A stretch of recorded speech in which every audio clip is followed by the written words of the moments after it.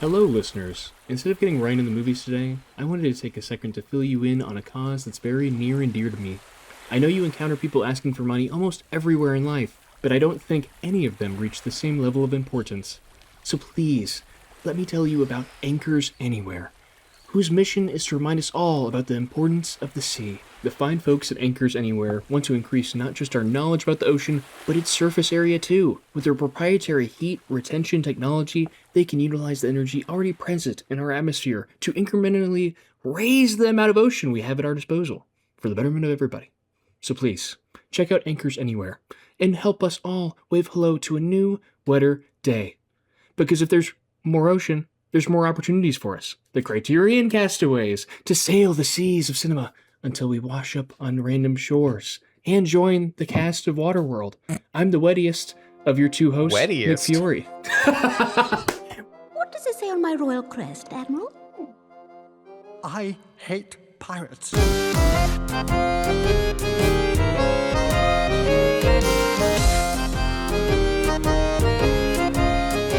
What is it? What's the pronunciation? Wettest? I don't know.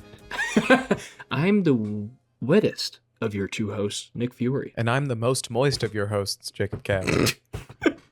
What a start. Oh, how are you doing, Jacob? I'm doing all right. I was trying to think of funny things for the intros and was just at Target earlier, just like thinking of shit, and I couldn't. So, I actually like that one. Hey, thanks, man. Especially with the little tune behind it, which that's up to your discretion. But yeah, no, I am really excited about the movies this week. I feel like they are a really interesting mix. And beyond two specific scenes, which we will get into, outside of that, I thought these were really wonderful, this was wonderful, amazing films. there are some movies in the Criterion Collection where I think the reputation precedes them, and like Salo is one of them that I think we've brought up before. There's Antichrist is another one. In the realm of the senses, which we watched for today, is certainly also one of them. However, I completely forgot that it was like such a notorious movie. For some reason, I thought it was like a Wong Kar-wai movie. I think I was thinking of In the Mood for Love. Interesting. Okay. Yeah, what a fucking film. What did we watch for today? What we watched for today is, as you mentioned, In the Realm of the Senses, the 1976 film. We also watched The War of the Worlds, not the fantastic post 9/11 sad fest that is Steven Spielberg's 2004 epic. We've got The War of the Worlds, 1953. And then we have the director debut of Michael Mann, which I had only realized halfway through the film, and I was like, that's fucking insane. What Jesus a Christ. ridiculous debut. Oh my god. Thief, 1981, James Caan, which I just absolutely appreciated. And I think I'd really like to talk about Thief first. Let's just talk about Thief first, because, I mean, goddamn that Can we score. talk about Thief? I think we should talk about Thief. I really fucking loved this movie. I want to hear, Jacob, what you were feeling with this one. It's so much fun. I went into this one. Sometimes, like, when we watch stuff for this, I'll look at, like, a log line, or I'll have some kind of idea about the reputation or the plot of the movie, and I did not for this one, other than that it was Michael Mann's debut feature. And just what a fun fucking movie. Like, it's so unabashedly 80s. The score is really by Tangerine is. Dream, and it's like, it's incredible. There's every single 80s thing that you could think of happens. There's like the credits song that's like some kind of contemplative guitar thing. There's the synthy. Yeah. There's like some lightsaber shit. They got the Tom Sawyer keyboard growl at one part of it. They like, it's so much I think what fun. I kept thinking about was, I was like, this is where Samurai Cop got most of its ideas. I just like, I didn't realize, I think I have not watched a lot of these films, but Michael Mann is someone I've heard a lot about over the years. It felt like the hands of someone who was kind of an old master or something, with the way that it's so clinical. Could you give like a brief overview of the plot of this movie? Why, of course I can. So James Caan plays Frank, who is like a jewel thief working in Chicago, I think. I kept, for some reason, when it opened, I was like, oh, he's at the Hudson Bay, because I think Heat is set in New York, or maybe I'm just fucking stupid. I think it is Chicago, this film. But This film is definitely Chicago. Okay, that's but what I I thought, just, okay. I think I was coming at it thinking about Heat, which is not in Chicago. But Frank is a jewel thief in Chicago. He's also a car salesman. That's his like legitimate front. He gives his diamonds to some diamonds he stole to his fence, which is, I think, the person who moves money around for Yeah. No. What the fuck is a fence? They're the person who mediates the black market. So if they purchase something, right. they have buyers that will buy stolen goods, because normally, obviously, you couldn't just sell the Gotcha, diamonds on gotcha. Yeah, So yeah. he tries to sell his stolen diamonds to his fence, but his fence was killed because he was, I think, collecting from loan shark clients. Frank, in trying to investigate who did this and get the money he's owed, falls in with Leo, who is like a Chicago crime boss. And Leo's like, hey, you do a couple gigs for me, you'll get a bunch of money, I'll get some stuff too, and it'll be good. And Frank is like, okay, but I want to get out of this. I want to go marry my girlfriend, Jessie. I want to move into a house. I want to adopt a child. And Leo's like, yep, just do a couple and you'll be good. And of course, every crime boss is super, super trustworthy. Yeah, we're family, as he We're says. family. Yeah, I would do anything they're for like you. I'll Olive buy you a Garden. baby. Yeah, he does buy him a baby. But of course, Leo isn't telling the truth. And then once Frank is able to steal a bunch of diamonds for Leo, Leo kind of pulls the fast one on him and is like, well, you can get some of the money you're owed, but the rest of it is going into an investment into like a strip mall or some shit. And that's where we're going to have your money. You'll make money from it too, of course. But obviously when you're promised what, $800 something thousand and he gives you $90,000, you're going to be a little bit pissed. $90,000, and then also mentions another project in 6 weeks, despite the fact that it's pretty clear that Frank, I think, wants to get out of the business. I don't know if he keeps saying this is my last job or something like that, which always seems to go well for all thieves of all stripes. Every single thief movie is just it's I one last job. It's interesting, like, watching this. It kind of reminded me a lot of Double Indemnity that we watched, I think, for episode 2. I thought of GTA 5 in this. Like, there's a certain type of way that these crime films, or the way that we move around perspectives, or also, like, the archetypal nature of this film. I mean, like, everyone is really just first names. We get these broad strokes about them. How do you feel about that? Like, the way the characters are kind of laid out in this film. I mean, like you said, everyone is kind of just a symbol, very Dark Knighty, where everyone kind of exists to spout a worldview, and the worldview is usually, I get money, that is good. But there is a lot of, not subtle, but I think downplayed characterization. Like, Frank and Jessie have this really deep talk early on in the movie. Frank takes her to a diner after he meets with Leo for the first time and accidentally misses out on this date that they had planned. And he tells her all about some of his time in prison. What does he say? He's like, dying in prison is different than dying in the real world. In the real world, you grow old, you get to have a family, you get to have people that care about you. In prison, you just kind of die. There is a lot of depth to Frank, which I think you could easily overlook. No, that's very true, because there is something, the postcard or the collage he makes, which, like, not only is it something that's, like, kind of uncharacteristic for maybe a guy like Frank, but because it is almost, like, very earnest. He keeps this little collage of, like, the life he wants in his wallet all the time, and there's pictures of, like, oh, this is this guy who taught me everything, who's looking down on me. This is my wife. This is my kid. Who is also played by Willie Nelson. Yeah, these are all the people that I've killed. Fucking Nelson. It's so weird. Willie Nelson is in this movie but they have, like, a very close relationship. I mean, I thought that was his fucking brother. What the hell is wrong with me? We don't get a whole lot of details about Okla. Okla. Okla, So you're totally fine. Other than, like, Okla ends up, obviously he makes a gigantic influence on Frank. And so once Frank and Jessie get provided this baby from Leo, they name it after his real name. Yeah, which is David. That's Willie Nelson's character's real name. But, like, there is a lot of kind of sweet things in this movie, and a lot of characterization that is downplayed compared to the I'm in the 80s and I'm gonna shoot you type of shit. Yeah, this isn't like some of these there's a lot of vehicle movies where the whole film is kind of based around an actor. I don't feel like it's that kind of project. And I don't mean this in a bad way. This is like a paint by numbers crime movie. And I think it was, I don't know a whole bunch about, like, the 60s through 80s cop or crime movie renaissance, because there were a lot of gangster movies, especially when Scorsese started out. Yeah. This feels very much like it's, you know exactly how the movie's going to go. He's going to do his one last job and someone's going to betray him. It's going to end with an explosion and a shootout. There's going to be slow-mo. There's going to be some cool fucking soundtrack. It never really irked me, even though you could tell as soon as you met Leo, there's some really ominous piano note in the back, and you're just like, this guy is going to fuck shit up. But I don't think the film was trying to hide the ball. No, not at all. He comes out, especially with that postcard thing, the whole idea that he's, like, holding up I only need this. I only need to get away. Like, there's like, it's you're setting yourself for so much failure. But you're right. I mean, this is very archetypical, and I've seen some. I'd have to go back in my backlog of like what films kind of make up my understanding of crime Right. films. I mean, it's something like The Godfather would probably be obviously, I mean, Which something James Caan was is such a also big in The piece. Godfather. Yes, Sonny, the fuckboy of Sonny the fuckboy. boy of the What a Corleones. gangster name. Sonny the fuckboy. Go get Sonny the fuckboy. He'll get you what you need. This film is, I think, innovating maybe in the way that it's like a stylistic sense or like a precision. Completely like, I felt like stylistic everything- sense. yeah. Because I feel Yeah. like in a lot of, like, we watched Bob LaFlambeau a while ago. Yes. And same with Double Yeah. Indemnity, where there's a lot of stylistic things in the movie. They have a particular vibe to the production design.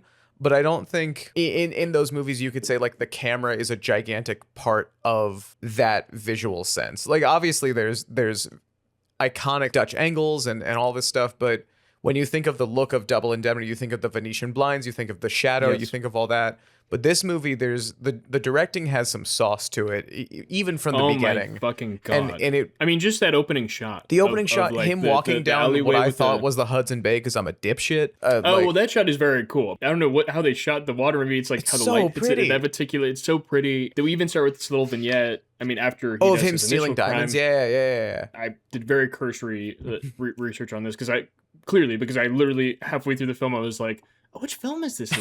Oh, it's his first fucking one. My God, Debut what the feature. hell? I think he directed one other thing before this, but it was like a made-for-TV movie. This was his first feature. It's incredible. I also thought of the editing in this film. Mm-hmm. I would need to look up more of this editor because there's just some like cuts in this film or like sequences that I am just kind of obsessed with. There's, I mean, He I don't- won I don't- an Oscar for editing The Fugitive. oh my fucking God. Well then, again, this is And Manhunter. showcases my like.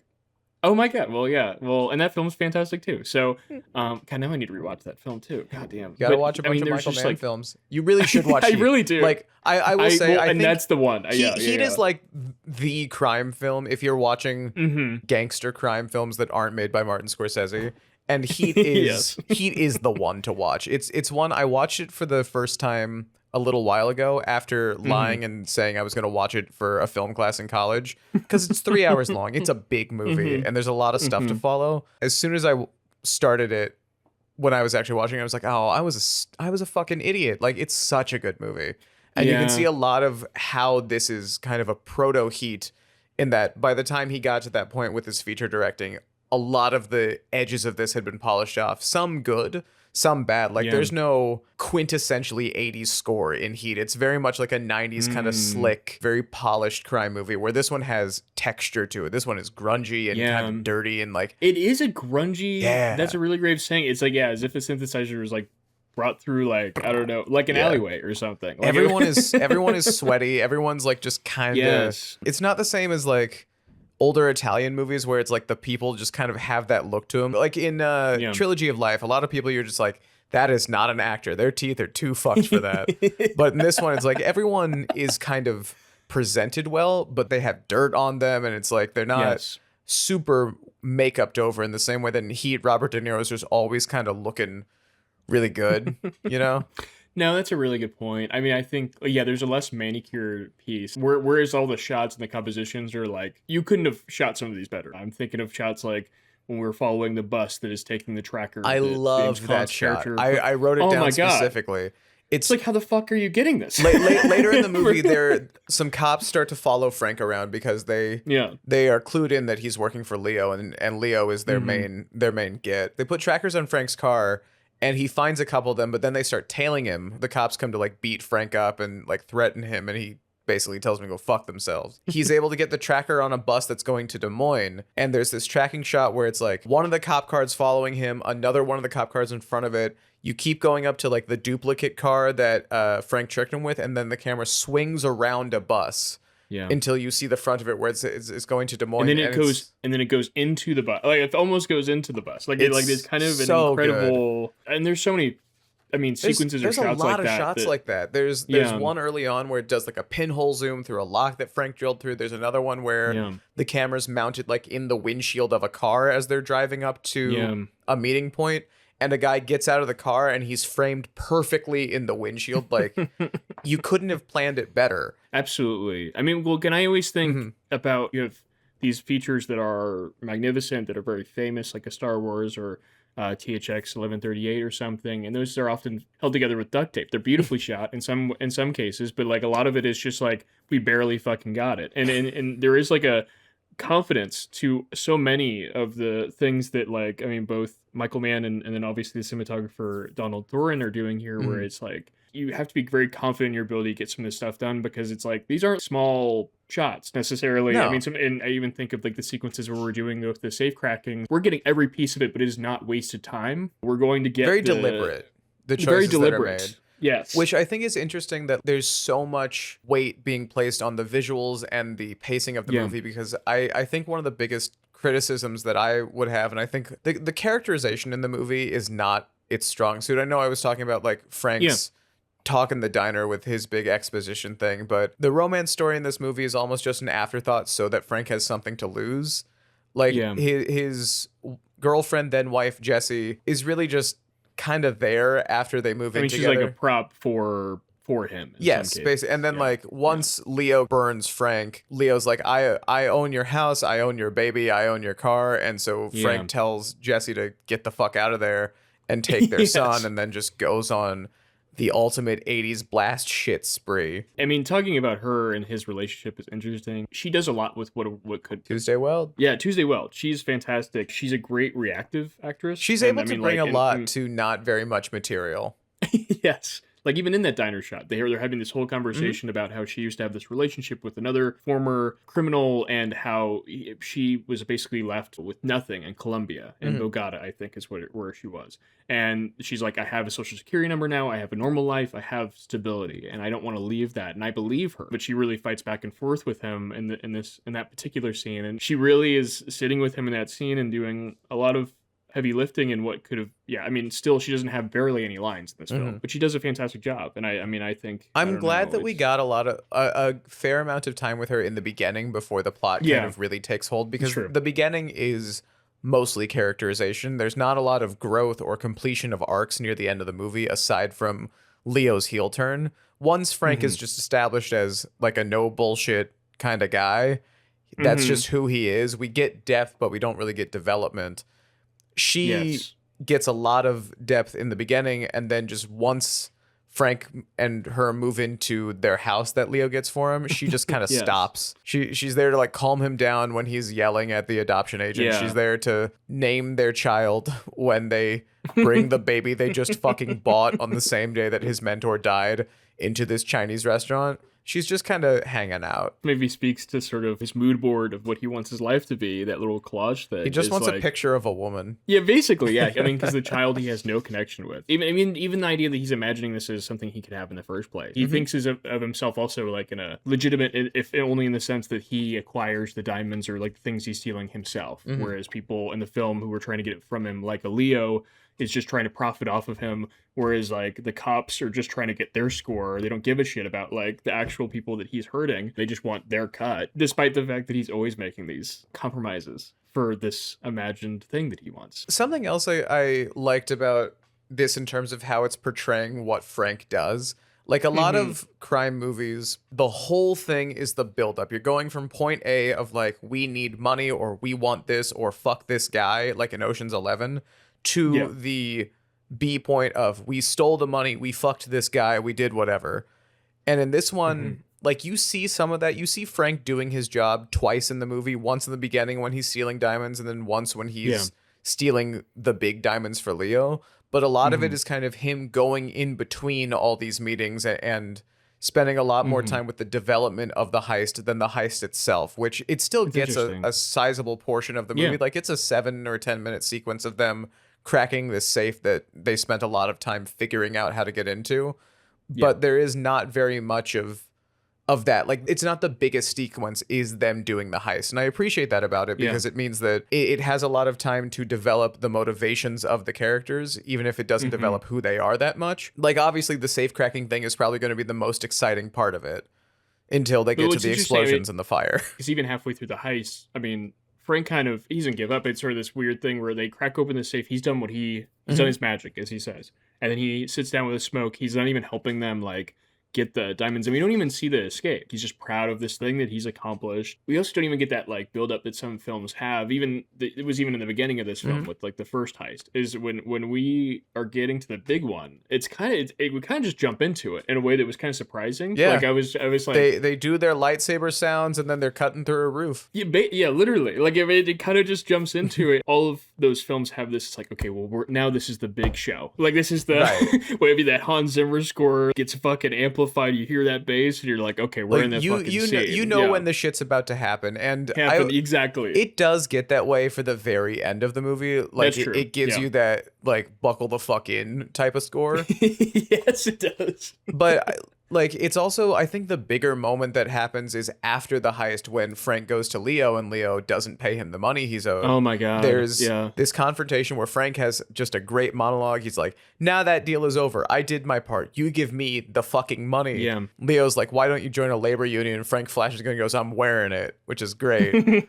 And then like Frank drives around, there's an amazing shot of all these neon signs reflecting on the hood of his car, and then when he's out of focus in that scene, I love it. It's sort of like he's so realizing good. Like how his I don't know, like, very taxi driver. Coming yeah, it really is very taxi driver. Yeah, like everything's kind of coming apart. But then there is also one of my favorite scenes, which is fucking oh my god. I mean, I think we addressed it a little bit, but Leo, after the ambush happens, we have Jim Belushi.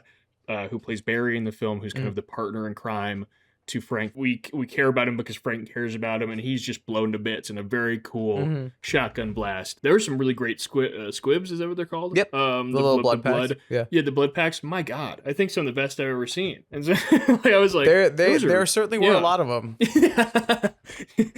You sound less impressed. I mean, I just it was the thing where it's like the blood and the violence isn't a focal point. It's not like a Tarantino thing where it's like you're gonna get shots of the blood fucking going everywhere. It's some medium-ish budget squib work, but it was used really effectively. There's not a bunch of blood in the movie when people start to get shot at the end, but it's done tastefully. I wasn't as impressed by that as you, but I can definitely see where you're coming from because it was done really well. And it comes out it's shocking because there wasn't that much of it before, if any. But then we get to Leo. Come to. Yeah, we get to Leo. Fucking Robert Prosky, who also his debut role. He like what? Yeah.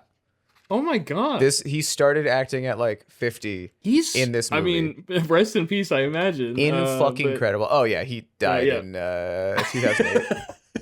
But I mean, just fantastic work. So I mean, good. This is like he just holds on to that whole scene that he's in because up until this point he's played this kind of very nice figure but creepy in some aspects. I mean, the first time we meet him in the film, kind of going back to that initial meeting when Leo's trying to seduce him. There's also some great lighting in that scene where they just make his face just like they use all of the features. There's certain faces that on film they just can give a quality. That cinematic bone structure. It's Tessa. Prosky looks maxed. I'm with you. I agree. He's looks maxed. That's what I'm saying. Robert was born too young to look smacks, and I find it he's really just sad. fucking mewing in every scene that he's not in. He is. He's fucking mogging this dude. But this is gonna age so poorly later on. 6'7". Yeah, 6'7", dude. So. Anyway, Robert Prosky does such a good job for his first role, and like you said, he's almost kind of playing it, I would say, a little cuddly for a lot of the movie because after Frank makes a big scene at the adoption agency, he goes to meet with Leo for something, and Leo's like, why didn't you come to me? I could get you a baby. What the fuck does that mean? And Frank's like, what does that mean? Frank's like, you can get me a baby? He's like, yeah, what do you want? You want a boy? You want a girl? Like, what do you get? Tell me whatever you want. I'll get you a baby. He's talking about I can get whatever racial category you want. Jesus Christ. Which is like, it's more something Frank was saying at the adoption agency. Yes, but it's still like, you shouldn't have that much choice if you're procuring a child. Frank's like, oh my God, you can get me a baby. And they like hug for a second. Yes. Yeah. And it's cute. And then later he like throws a few racial slurs at Frank, and he's like, I'll put your wife on the street, get people to fuck her. God. You work for me, you bitch. And then just like throws him away. He's just towering over. We only get, I think, one or two shots of James Caan, Frank in that scene. And they beat the fuck out of him. Well, they beat the fuck out of him. That's true as well. There's a certain like tenor to his voice that is menacing, and like you're just like He this flips guy a is, switch. Yeah. And yes, exactly. There's also like there's some jump cuts at the end of it that just kind of add to Yes. how I had to go check. I was like, are those? I had like because I had both. I wrote it down too. I was like, the jump cuts Yeah. are really working for me right here because I it's do just too, it's yeah. so much of a shock and it's just throwing you for it. And I like sometimes I'll find films when they do that when it hasn't been something that's been kind of established previously that I'm like it was the best use of it. It seems very silly in some ways to call that in specific, but it does give this like jarred holy fuck, like it's just like he now he's calling out orders and it's so sporadic and you're just like this guy's just completely upturned everything. It's almost a POV shot because you're looking up at Leo's face as James Caan would have been on the floor, and so he's also just going in and out of it a little bit, and it just goes to show no matter what he's perceiving, it's gonna be Leo telling him to like eat his dick. But and with that in mind, I mean we have the dead body of Barry's character in this scene. But what did you think of Jim Belushi, or I guess he's credited in the credits of this one as James Belushi, which is very funny. What did you think of his performance? I couldn't tell if I don't know what I thought about it. I think it just kind of, I don't think it was notable enough to stand out to me necessarily. I think the guy who's playing Sergeant Urizzi, the police captain that's following Frank around the whole movie, made a bigger impact. Yeah, Barry that's was true. there and he didn't do nothing. It wasn't like a bad performance. It was just one that I don't think had any notable moments in the same way that a lot of the other more bit players did. That's very true. I don't know enough about Jim Belushi's career, but every time I've seen him, he's not been one of my favorite actors. I couldn't tell if I was waiting for him to drop the ball or something. But I kind of appreciate that because I think true, when you have too many big, not to keep bringing it back to like ensemble movies like Ocean's 11, but there's so many kind of warring personalities and strong actors in those movies that you just kind of start going from character beat to character beat to character beat without having anything in between or anything meaningful. And it's really hard to balance, especially with a plot that has a lot of moving parts like this one. I wrote down a few times, there's an A plot and a B plot and like almost up to a D or an E plot in this movie. Yeah. Most of them involve Frank, but there's his relationship with Jesse, his relationship with the cops, his relationship with Leo, the main heist. You get a lot of scenes of him going to some of his contacts and developing tools to break into the vault. There's a lot of things going around. So I think just having even another couple of big personalities, like Willie Nelson is in this, but he's really not doing a whole lot. Like he's in it and he makes a big impact, but he's not doing a whole bunch. Once his character dies, you're just like, oh yeah, that sucks. But to speak to his performance, that first scene when he goes to meet him, because he plays Okla, this guy who kind of gave him his way, and he kind of almost taught works him like everything that he knows. Exactly. It was such an intimate scene. Like I was very surprised. They're talking on like opposite ends of I don't know what the fuck you'd call it, like the plexiglass thing in a prison. Yes. And they're framed so close to each other. Yes. Like you can see the reverse of the other person when they're talking the conversation, which I mean those plexiglass things, they're supposed to be a big sheet of glass and then like the table in between them. But the way that they're framed up and the way it's shot, it must have been like almost their knees touching or something like that, because they're and they keep smiling, they keep like leaning in close to the window pane. It was very sweet. It's one of the few times you see Frank smile, and he makes a big impact in the movie without having to be like a big gigantic character actor. He's just kind of there and smiling and nodding around with stuff and like giving Frank some opportunities to exposit on what's going on with his feelings, and then he dies. Like then his second scene is he's laying in a bed and then dies. Personally, I love how James Caan played it, though. I mean, you feel the reality of it, even if it's like one of those things that almost feels too much. When Okla dies. When Okla dies, yes. Like both in the room, because he's just sort of like, oh, hey, don't goof on me. Like, I know you're fine. Let's go outside. Like, I just got you out of the clink. And then the next scene, we basically have a doctor tell James Caan like he's dead. He just There's almost a little bit of tension in it. He just stares. Yeah. And like it's almost like as if he's gonna do something. I kept waiting for him to kind of do this blow up, but there's nothing. And then literally the next shot is his wife grabbing a baby from somebody and just walking over to the car. Yes, absolutely. When I love there's sort of like this thing that's going through the film, this idea that he keeps trying to buy his life. When he's at the adoption agency, he thinks he's going to be paying somebody off. You take my ring. It's a good ring. Yeah, Give me baby. Give me baby. Give me baby. He has so many just good fuck you lines in this movie. Yes. Like there's one early on when he goes to hold up the original guy who the guy who connects him with Leo. He goes in this steel plating company and points a gun at him, and these other two guys walk in, and Frank like tells him to get on the floor, and he's like, "Hey, you goof, look at the wall." Goof is just such a fucking silly choice but it works because he's like so serious about it. But yes, it's not like the movie's trying to censor itself. They have all the words in it, but they just calls him a goof. Well, and then there's another one like when Urizzi and the rest of the cops are interrogating him, and he's like, "What's your name?" He goes, "Urizzi." Goes, "Ah, fuck, you're Greek." Urizzi's like, "Hey, asshole, I'm Italian."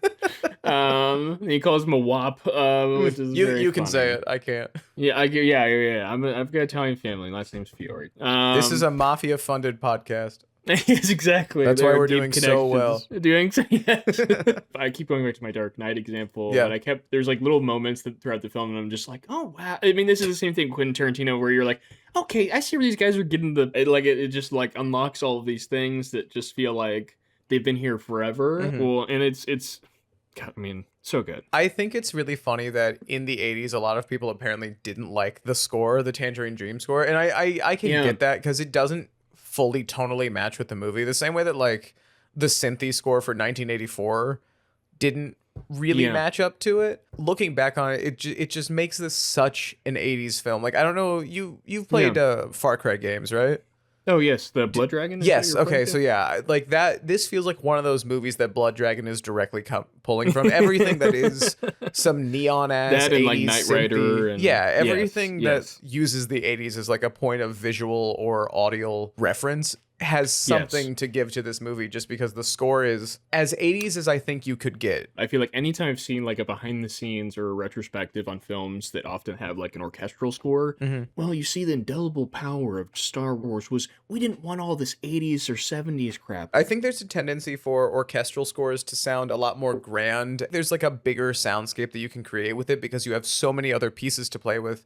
But it's kind of like setbacks or constraints help make better art. Oh, yes. And not to say that this is better or worse than an orchestral score, but it's really different. This has so much personality to it and maybe doesn't fit the movie amazingly, but gives it a really big identity. And also just makes it fun. I feel like it fits it because it's in the film. It fit the seediness. It reminds me a lot of how I feel about the soundtrack to... a Fight Club. If this was orchestral, I think it almost would be so clashy. With there is a cleanliness to orchestral stuff. Like it's hard to put grunge into it. And like being able to use a synthesizer and be able to fuck with the sound waves does add a lot to it. And like we said, it's a very textured movie. I mean, he's literally doing a lot of very technical, these are the state-of-the-art security systems or the state-of-the-art things that people would have been doing to like steal from these folks or something. I think the most tech we see is when he's just throwing a welding torch at a big steel fucking wall. Well, I think of that. I get what you mean. I get what you mean. And this is just because it's one of I liked it a lot. It is really funny that it's like their alarm system is turned off just by someone going Mexico. That is really funny. It is kind of crazy because you're like, I don't. Someone just hears you say the word Mexico out of context, and now they can just fucking get into your house. That's crazy. Exactly. Your house with your big fuck off vault that is just a centerpiece of your room that you keep your diamonds in for some reason. Like, I didn't even have this point, but we don't know fucking anything about who they're stealing the diamonds from. There's just somebody who has a big vault of diamonds.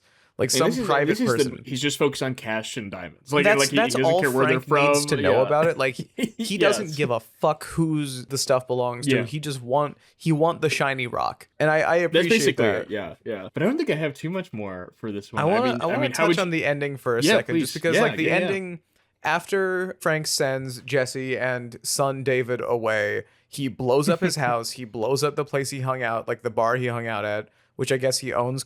He goes and torches his dealership, and he just goes to Leo's house, and he's like, I'm going to fucking kill this stupid bitch. And, The 80s score is 80sing. It's everything, like the synths are hitting. There's an electric guitar. There's all this stuff. There's a bunch of slow-mo explosion shots. Yeah. I was waiting for doves to fly by like it was a John Woo movie. It's just, there's all this stuff. He goes, he shoots Leo. He like beats the shit out of the guy from the planing company in the beginning. The cops show up because they were tipped off, and all of them are shooting each other.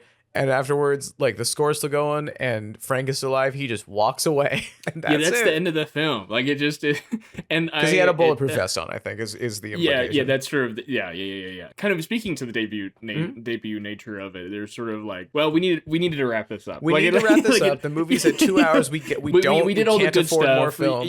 All the characters that had emotional connections to Frank are fucking gone. Yeah, he's resolved them. So he resolved them by making them not be there anymore. So now we can get to the explosions that we really saved the money for. We can get to the gunshots, and then you can go home. Because a lot of the movie is very light on violence, aside from when the cops like fucking beat the shit out of Frank with a phone book, and when Barry gets killed.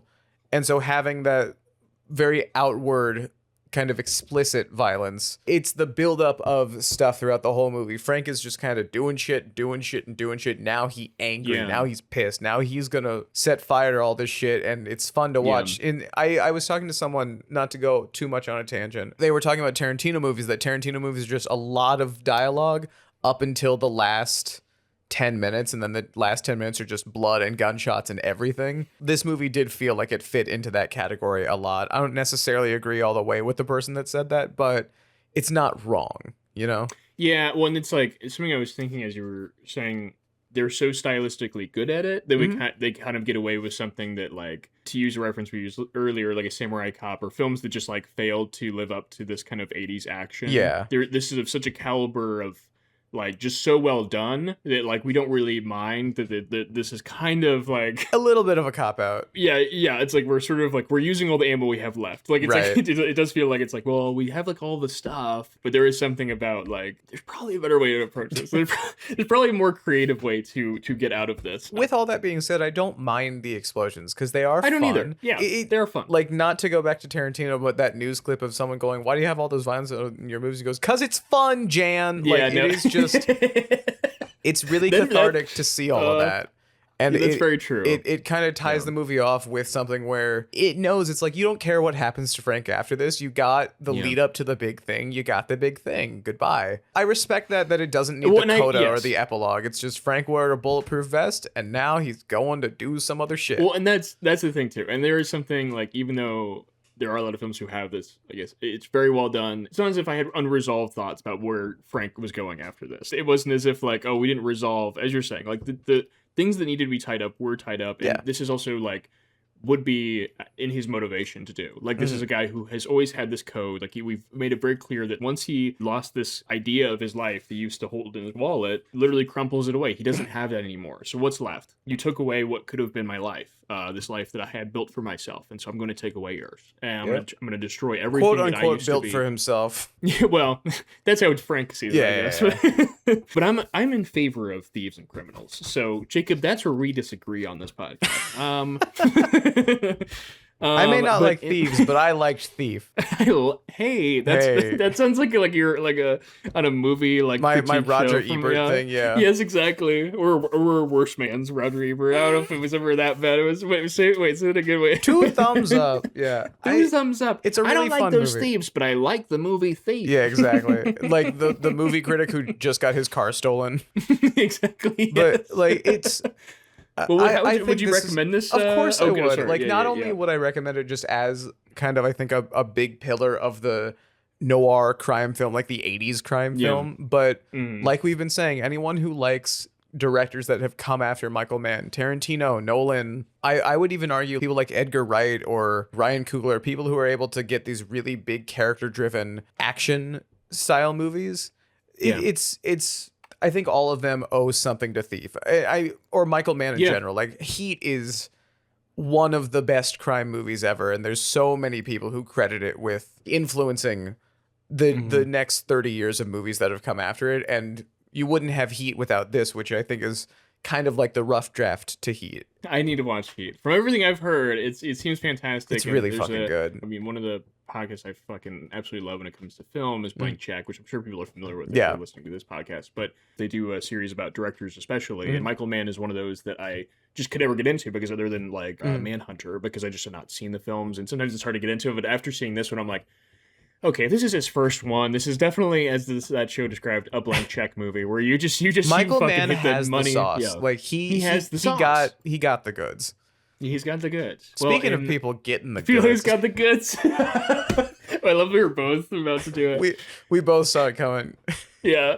The next movie we watched was In the Realm of yeah. the Senses, which holy no, fucking shit. wait. No, I don't want to go into that one yet. That's people literally getting the goods. That might be the case, but I'm ready for War of the Worlds. The Byron Haskin classic, The War of the Worlds. It was created in 1953. It is spine number 1037. And this is one of the films I was kind of apprehensive to watch. Not because I was thinking I was going to dislike it, but there's something about this story that I feel like I've heard a million times, even if I haven't seen it. Obviously it's based on the, I think, 1898 H.G. Wells novel that is very famous, but then has been redone in many different forms. I thought I'd known everything I knew about these kind of things, but I was really surprised by this one. I really enjoyed it quite a lot. I enjoyed it too for the most part, and I say for the most part for reasons that we'll get into. But I'm interested to hear your thoughts. Much like Double Indemnity is like the beginning of when we think of noir as a genre, like Frankenstein is where we think of literary horror. War of the Worlds maybe isn't the first science fiction thing, but I think it's one of like the earliest science fiction narratives that really started to make an impact. And I might be wrong about that, but it No, I think you're. Because H.G. Wells was this innovator. At least as I understand, he was the sci-fi man. Like he got it. He brought it. One thing I will say about this film in particular is that it does. I almost immediately felt like I have seen this reference or this type of Technicolor sci-fi monster movie vibe that this is Close Encounters. And this is E.T. This is Independence Day. Like I think again, without knowing a lot about the science fiction film world in the 50s, other than it was a lot of like It Came from Outer Space or Plan 9 or some bullshit. Every alien movie that's been made that shows a UFO has probably owed something to this movie or at least this narrative, because I think there were earlier adaptations of War of the Worlds, like the radio broadcast. I guess this is the first film one. I think this set a lot of foundation for how we think cinematically about aliens or about invasion stories. And it, like I said, I really liked it up until the point. I will give a brief summary of this film because please do. So this film is set in the 50s. Like, it is contemporary to the moment that it occurs, and basically in a small California town. We have, and the whole town kind of comes out for it, and we meet our kind of two protagonists of the film, Dr. Clayton Forrester and Sylvia Van Buren, both played by Jean Barry is the Dr. Clayton character, and then Anne Robinson plays. She has a master's in I can't remember which science she's in, but she's aware of him as a she says researcher. She has, it's some like woman in the 50s type stuff where it's like, I think she said she has a master's in modern scientists and then she teaches library science. It's something along those lines. That might not be exactly it. No, I take your point, because I think there is a moment. He says, did it do you any good? And then she says, well, I got it. Regardless, they have this immediate connection, but everyone is kind of in awe of this meteorite, and once everything kind of settles down, everyone is off at a party for the night, and well, this thing is not a meteorite. It is clearly space invaders, and they are not friendly, even though there are attempts to make a connection several times throughout the film with them. They almost immediately obliterate and vaporize everything in their path, and it kind of becomes this sequential order of things kind of revving up. And this film has a very broad way of approaching the subject matter, because it not only has these two characters that it's following, but it's very much about like, how does humanity react to a force that is just gonna get worse? Yeah, it is basically seemingly impervious. I think they don't say shields like that they have, but they have like these umbrella force fields around. They have their Beauty and the Beast rose covering like fucking things that hang over them. That's so true. Once they like really start invading, like they start kind of going to town and everything, and the military of the U.S. kind of tries to attempt to make a stand in this small California town, but are quickly pushed back.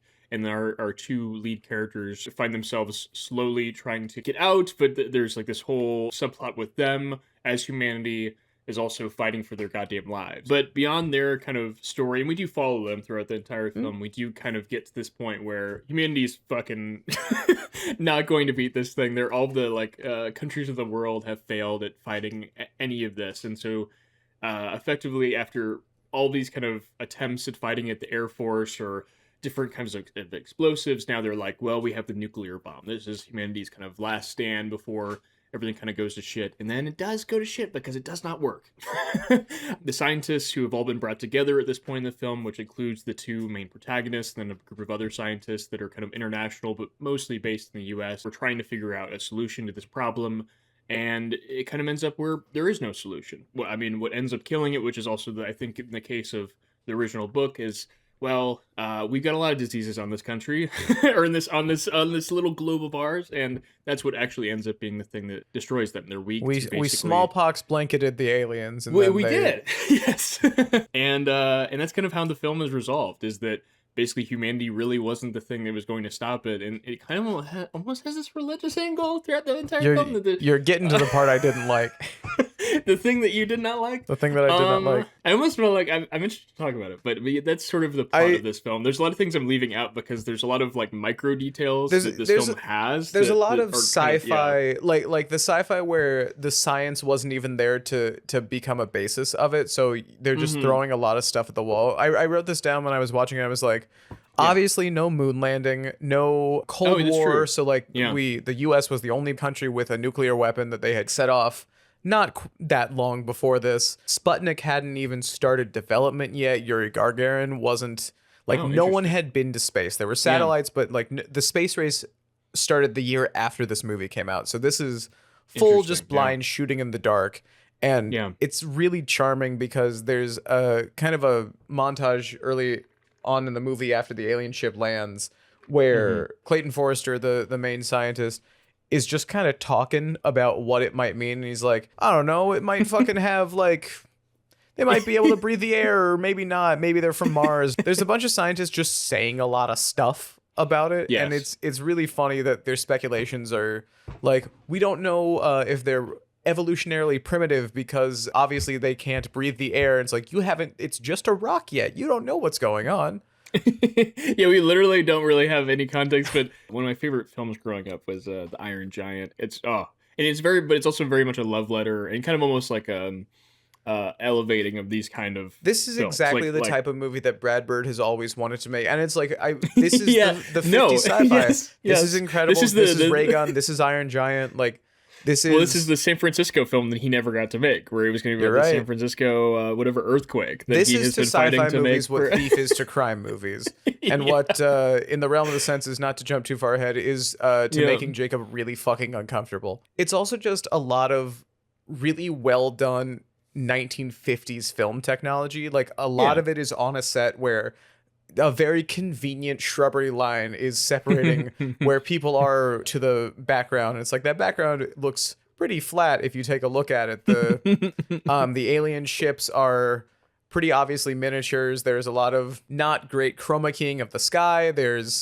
I started calling it the Would it be chroma keying at this time? I guess it'd be plates, I guess, right? It would be plates, but I mean, they would have to develop the film. I don't know. It like some separation. I get your point, though. Yeah, it's like the compositing of yeah. And then like I was calling it their crossfade beam because like the aliens, the weapon that they use, it's really really obviously just comped on top of the stuff, and it's just some sparks, and then when it hits something, it just outlines them in red. It looks like when you go on your phone, if you have an iPhone and do the cleanup thing, it looks exactly like that. It covers them, and then they flash colors for a second, and they fade into nothing. Well, and it's very charming, and I think it looks good. That was gonna be my thing, is I think that these do hold up in a way that, like, they're artistically interesting. Like, I think completely. Robert Zemeckis, obviously this film was before his time, but he has this mantra about special effects is you want to do it three ways so that people are not always kind of familiar with how you're creating the thing, if that makes sense, whatever effect you're doing. And that definitely accounts for how these different kills, I guess, that the aliens do. The first time we ever see any of their technology do the heat ray, there are three people who've been waiting out by the meteorite before it's been clear that it's for sure an alien. And they realize that it is indeed, yes, okay, this is a spaceship, there's something coming out of it, which also, I love the effect of their little antenna thing, because it looked organic and interesting. I was like, that's so cool looking. Like, That's the strength of practical, baby. yes, exactly. Nolan, you're right. Don't let them stop you. Don't let baby. them stop you. You breed a real Cyclops for the Odyssey. Yes, exactly. That is where $100 million of the production is going. You clone Christian Bale for real for the prestige. Oh, let's dig into this scene because I think it's interesting. Yeah. It showcases this effect. It showcases a lot of the elements of this film because we first get to see, as we've been talking about, the model of the spaceship, which is an interesting design. I'm not super familiar with the original story outside of what we had discussed, so I don't know how much inspiration is taken from it, but I like the design of this ship. It's kind of simple, but it like has this metallic or interesting otherworldliness to it, if that makes sense. It doesn't look like how our military technology looks like at the time, which it is distinctively of like the post-war era, like there very were Korea. illustrations made for the 1906 edition of it, and the Martians in that look very octopusy.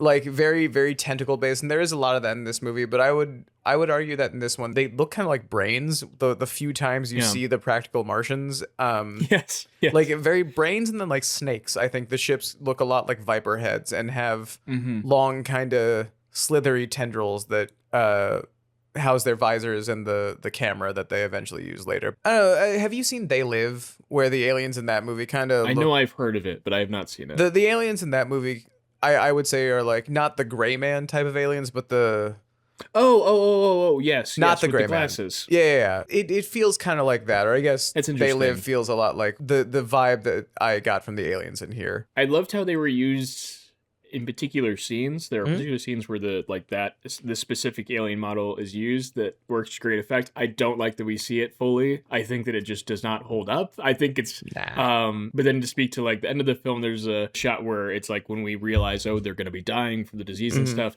We have this great puppet that's being done with just his hand of one of the aliens, and I'm like, that is so realistic. There's a kind of movement that they have. It looks kind of like Ray Harryhausen, like the Sinbad and the claymation kind of special effects. I agree, but also I wrote this down. It's like seeing that in the 50s must have given people nightmares. Yeah, like that's true. there's a lot of this that hasn't aged Yeah, that's- amazingly, but I would put money on it screamed in the theater when they saw it for the first time. It's an interesting design, and I don't want to take away from it because I think you're right. Yeah, it's hard to do non-humanoid creatures at this time because a lot of the universal monsters, the ones that made the biggest impact in like the 30s and 40s were humanoid, or people you in could rig it a costume, certain way.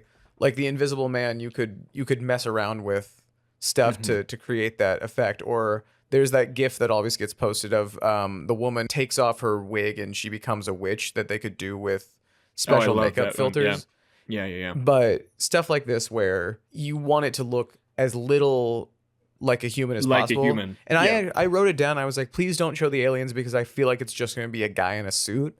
And I was really pleasantly surprised when it wasn't. I mean, it was still probably someone in a suit or like someone puppeting it, but it didn't just look like a person. Doing these kind of shots or to focus on a monster in this way is a problem that still plagues so many films today. Yeah. I think we've gotten so much better of the practical side. Obviously, this puppetry and Project Hail Mary insane. proved that it can like you can do it and make it seamless. Oh, well, I have not seen it yet. But that makes me Nick, excited. okay, we're going to talk about this after we cut. You got to see Project Hail Mary. In that movie, the primary creature is puppeted in almost every scene that it's in, and it interacts with everything so well because it's really there. And I think it's bolstered by some computer effects, but the practicality is really hard to overstate the importance of, because not only does it give the actor something to emote with and react to, but it also just, you have so much better integration with the set because it's an object that's there. That was actually one of the things I loved about the ships, is that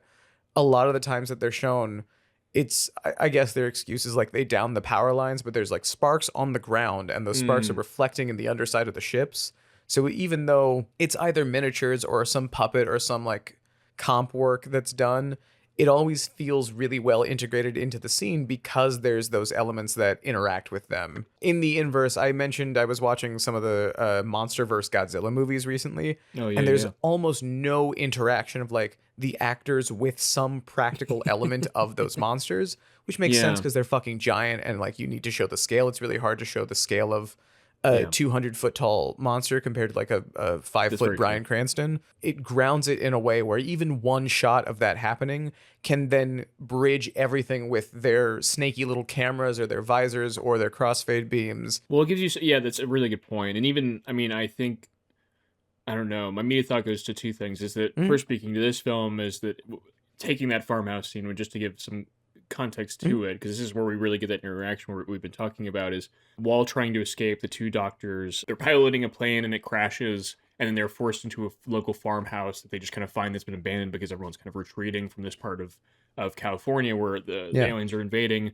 And the aliens blow up this house and are basically looking for people who are still alive or people who are inside. And what's interesting in this scene is there is a lot of views of light that's really great. Yeah, the puppets we've been discussing, but how those interact. I mean, it really does sell.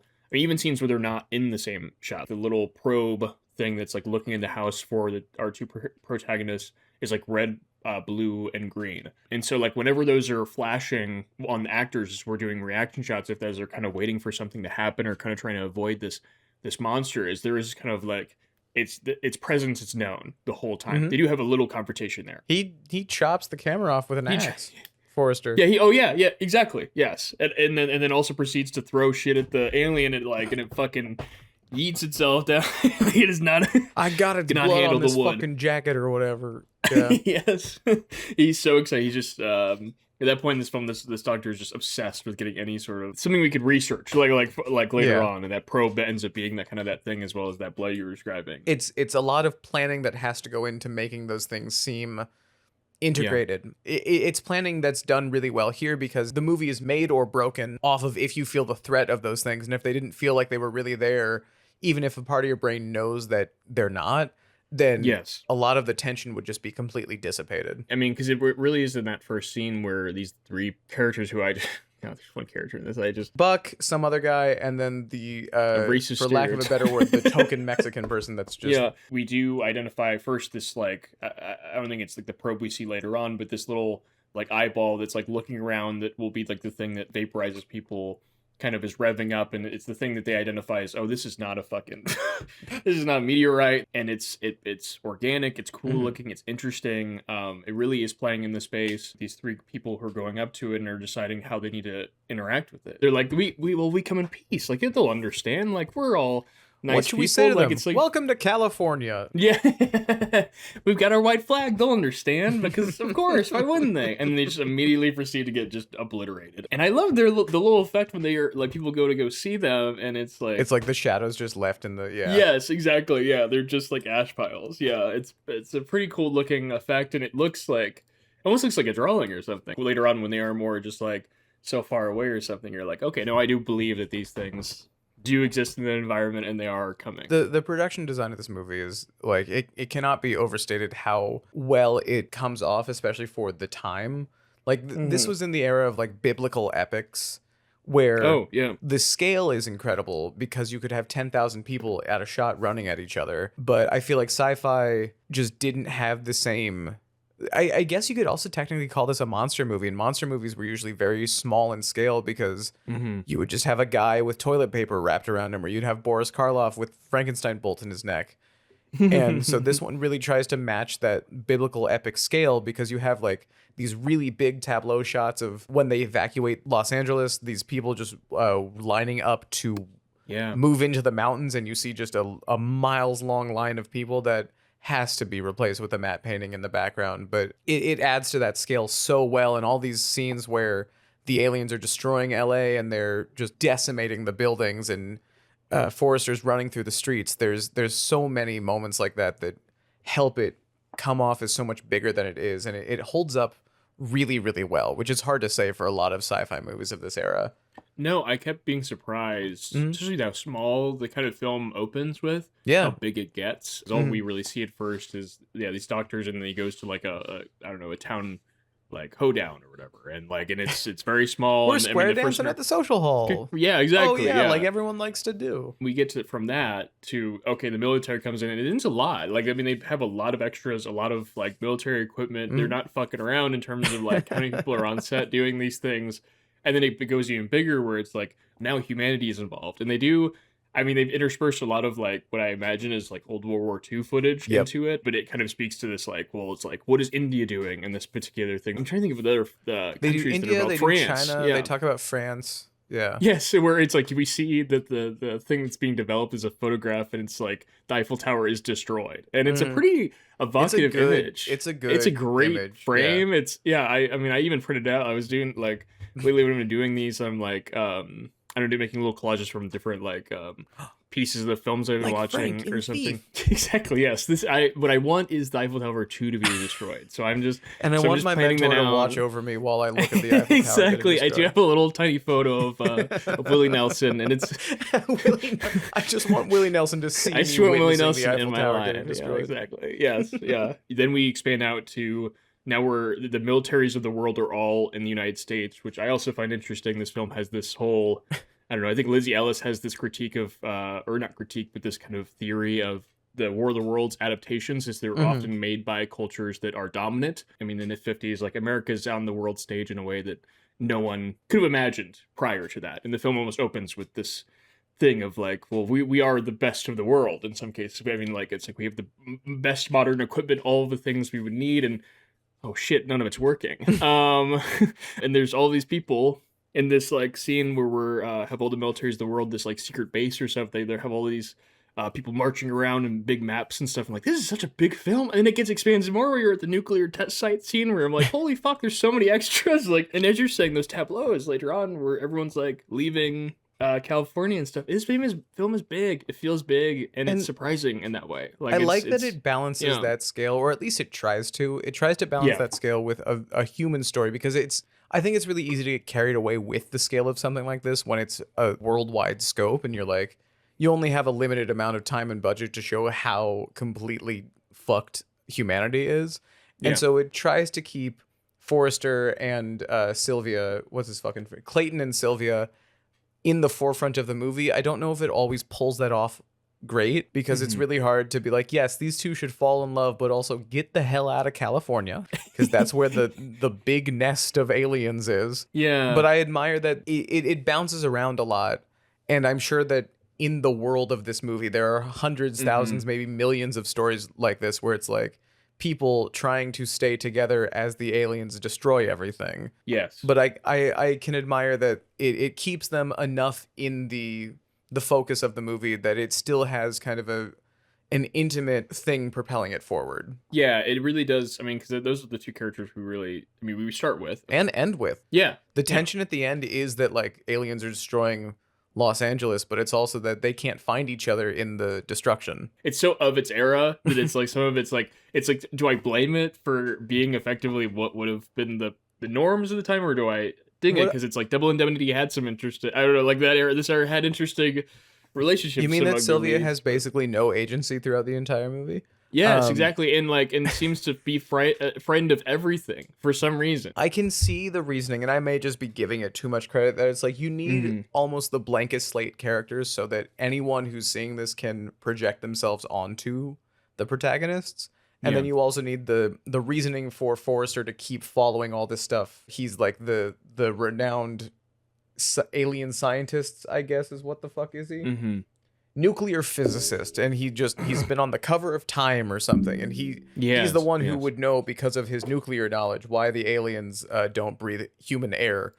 But when he's the one who has the Geiger counter in his car, and that really no one lets else him into this is radioactive, let's get closer. When it does feel like his role, at least especially in the early parts of the world, is sort of to like explain that like something is amiss. He's the exposition machine. Yeah, he's the exposition machine. Like I randomly have some knowledge of this, even though we don't know anything about. I work at the Pacific Institute. I must know everything about science. Well, you see, I'm thinking they're from Mars. Like, and I'm like, where did that come from? I wrote that down. Like, there are so many good lines in this movie that I will get to, but I think his character there's something about like him being the leading man archetype that does not work for a lot of this movie. He has no urgency until the very end of it, where he's looking for Sylvia because they get separated. In the span of maybe 6 hours or so, he has witnessed aliens start to destroy the world. He gets in a plane crash because, of course, he has a plane. And him and Sylvia are escaping, and then the plane just falls. He runs to a barn. He convinces Sylvia to make him food because... what the fuck does he say? Sylvia passes out after the plane crashes, and he's like, there's a farmhouse nearby. Let's find something to eat. And it crossfades to her cooking him a full breakfast. But he's just he's lounging around the house. He's just like looking outside. The entire fucking farmhouse falls on him when an alien ship crashes into it. And he isn't like bothered by it at all necessarily. She's like, freaking the fuck out.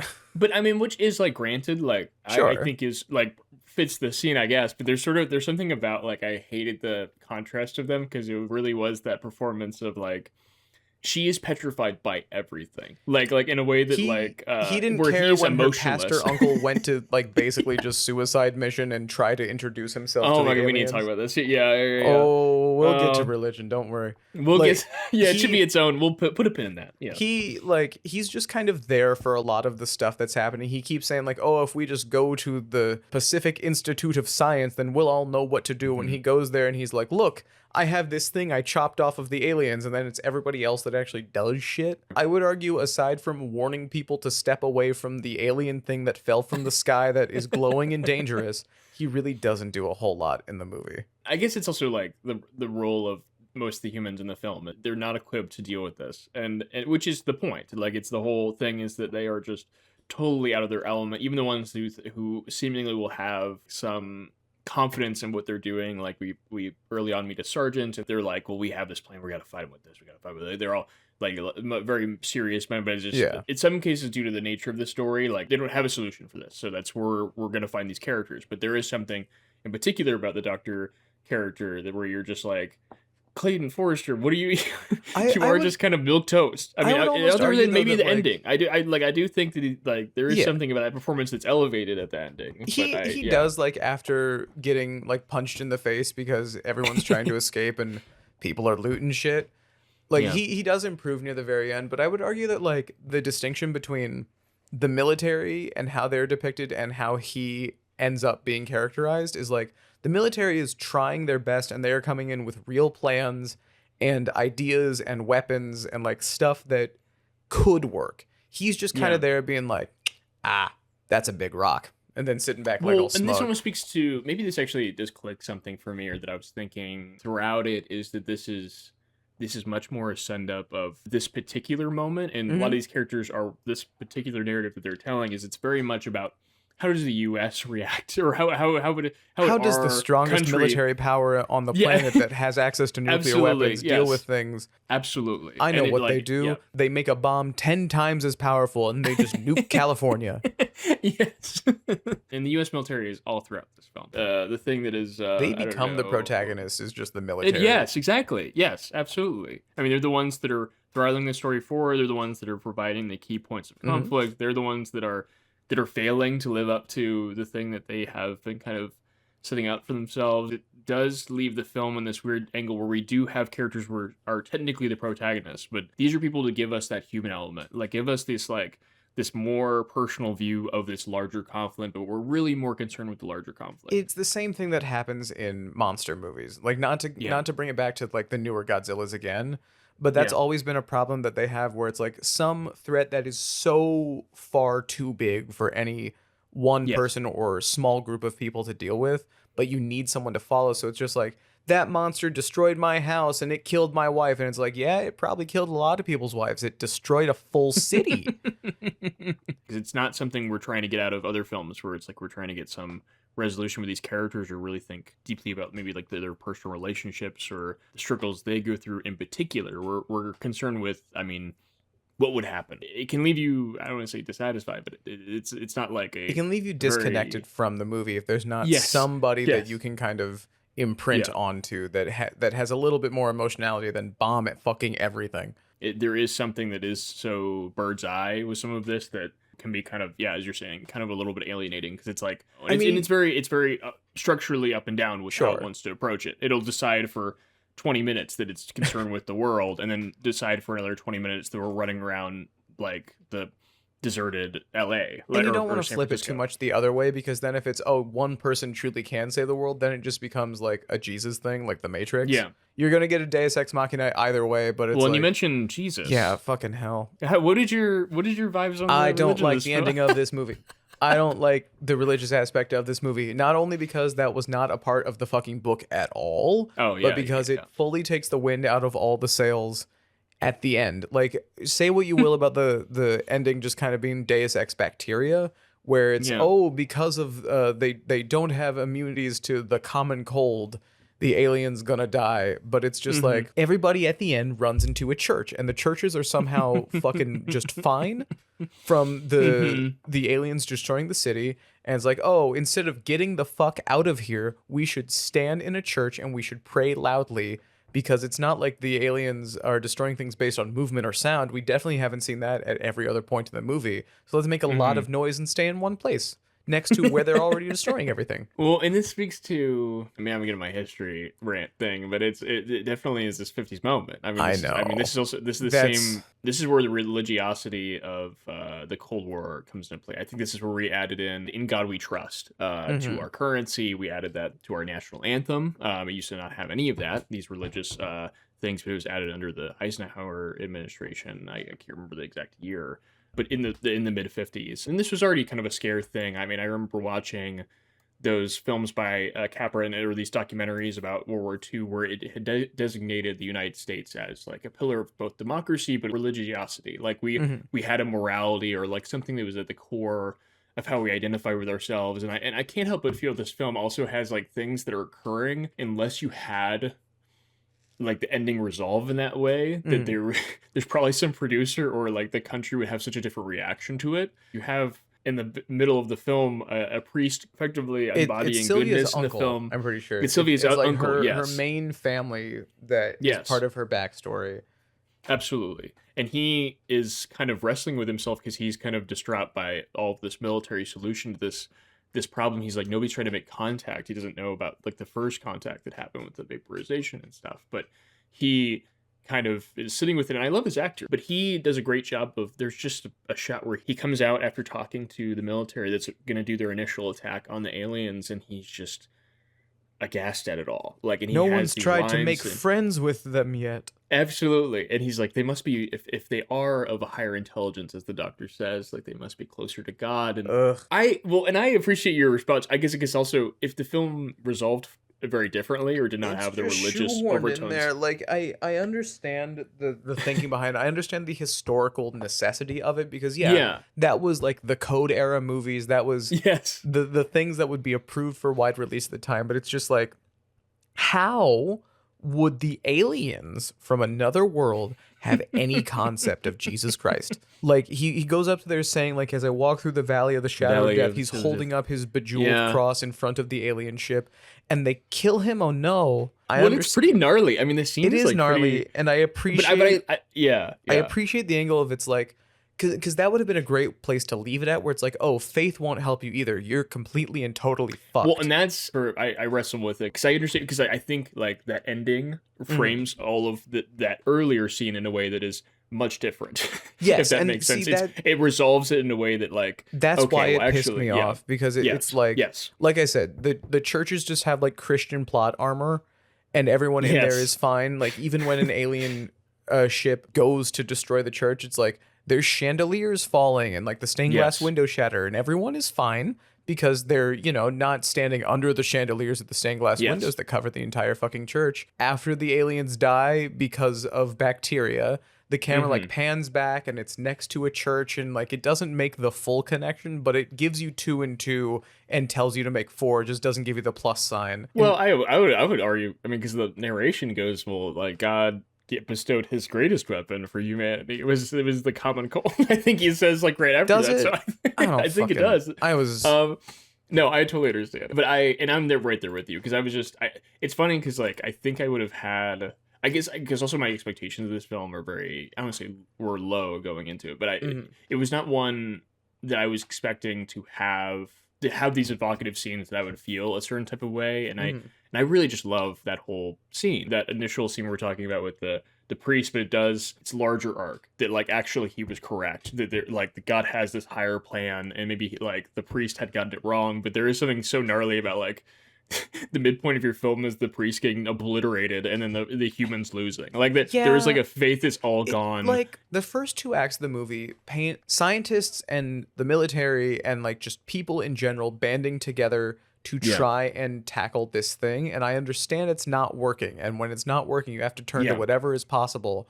But it felt like a big theme of the movie at that point was how everyone can come together against a bigger threat. And I understand how in the book it is still like Earth pathogens killed the things. Like it's the immunities that we've built up by living here. But in the book, the church is almost kind of portrayed as helpless and not helpful. They're just kind of there, and I would almost say like softly ridiculed for trying to put faith into God when there's a threat that large. The first 2 acts of the movie almost set the same thing up, and it's like it's really kind of hopeful that everybody can band together like this. And then just painting it as a thing of faith means that like everyone could have done dick and it still would have turned out that way, arguably. I don't know if it's like the Martian that specifically came out and got cut by Clayton's axe was the one that initially got infected, or if it was just they were breathing the air and that's what happened. It's kind of unclear. You could make the argument that it was him hitting it and then it infected all the rest of them, but then why did they all die at the same time, you know? I took it as sort of your other where it's basically they'd been on Earth long enough that they got infected. They all had been pretty quickly infected by this, and they already had I think like one of the scientists at the Pacific Institute mentions like they're very simple organisms. They're simple and like they're anemic, so all the aliens are crunching on ice in their spaceships. It like they're lacking that iron, bro. Oh yeah. They and they got those whippy arms. They gotta pump that iron. Yeah, they got a looks max for sure. They got a mog. They got a mog. Black pilled ass Martians, but it's what made me so angry was that it felt so much like it was a thing tacked on. Like you said, probably some producer, the screenwriter was like, I know what will save us all. The Jesus. It retroactively made me kind of dislike the movie because I could see it was all building to it. No, I appreciate what you're saying is I think it's something that my immediate connection with sort of the way this film dealt with is there's a lot of philosophy that happens like in the Christian world that ends up having to like kind of wrestle with God, but they kind of put it in his own box. That they like acknowledge that he exists just so they can like keep writing their stuff, if that makes sense. Like we're all made in God's image except for the people that we don't like. Absolutely this. But it's interesting because it's like when you're in this world, which I think was definitely this time, and I'm very much in my historical frame. This is very you're allowed to from be the film. This was coming out of the Second World War. There's a lot of history to happen here. The atom bomb being the thing they try is a big point of this movie. Well, and that's and I guess like so when I take it, I almost use it as like it's interesting that this is another allegory of that kind of thing where it's like you are an artist working in this system and you're trying to do something that is pretty provocative by at least hinting at the fact that faith has like the people on Earth really don't have a way of dealing with this, and the people who are distributing the faith don't have a fucking idea. Their idea of dealing with this problem is facing it head on and with scripture, and it's completely obliterated. And so it's only when we have faith together that we can still do nothing but get lucky. Well, and that's the thing. I mean, it just didn't sour enough for me because I also wasn't expecting this film to have that. Sure. Almost even the dourness that it did have in some cases, even though I understand the story is the way it is, sort of like one where humanity almost fails. But I get what you're saying. Because in most cases, I'd be like, oh, okay, really? Like this is where we're going? Like this is how you resolve your film? That like because you just didn't have an ending. Don't worry, guys. The next time Alien comes, we'll know where to go. The church. Go to that church in San Francisco. Go to that church in San Francisco that was immune to alien attacks, despite the entire fucking city being burnt to cinders. I did want to ask you. I mean, we mentioned earlier the atomic bomb is our like decision of how we're gonna deal with this. And did you like that scene? I fucking love that scene. The like lead up to the dropping it on them. There was something about firstly the location was really interesting. I'm recording this not on radio, and I did really like that reveal that like this radio announcer that's been going through the the whole movie following people around, it like Yes. reveals that because radio communication is down, he's just recording it himself. It was such a good little idea. I really yeah. like that scene, but it was another one of those 50s science moments where it's like you're in binocular distance of something you said is 10 times more powerful than the A-bomb. Not only are you going to sink California, you're all going to like not even have the chance to get cancer. You're going to die. Everything around you is going to be sent to the shadow realm. You're not coming back. And like someone gets blasted in the face with a bunch of dirt. They're close enough to feel the shockwave. And they come out of it, they're like, we're fine. Let's go smoke an unmentholated cigarette. Like it's really silly and charming in retrospect. But I bet at the time it's like it was such a serious moment for all of it. Oh, absolutely. And of course it does nothing, which is really funny. It really is funny because there is nothing. I would bet it must have been. It was like must rear have been a projection or miniature. something, but it did look really good. Yeah. It looked fantastic. The reason I made my excited noise is because I found my note, which is when I started to kind of sour on the movie, and it was when it was right before the bomb, which does come with the really funny line 4 minutes to bomb time, but like 4 minutes to bomb time. The scientists from the Pacific Institute and Sylvia are talking before they drop the bomb, and I understand Sylvia has a very religious upbringing. The pastor was like her closest family. She ran away from home and was found in a church. I get it. The scientist throws out, if this doesn't work, the Martians will take over the Earth in 6 days. And Sylvia looks at him, she goes, the same number of days it took to create it. Shut the fuck up.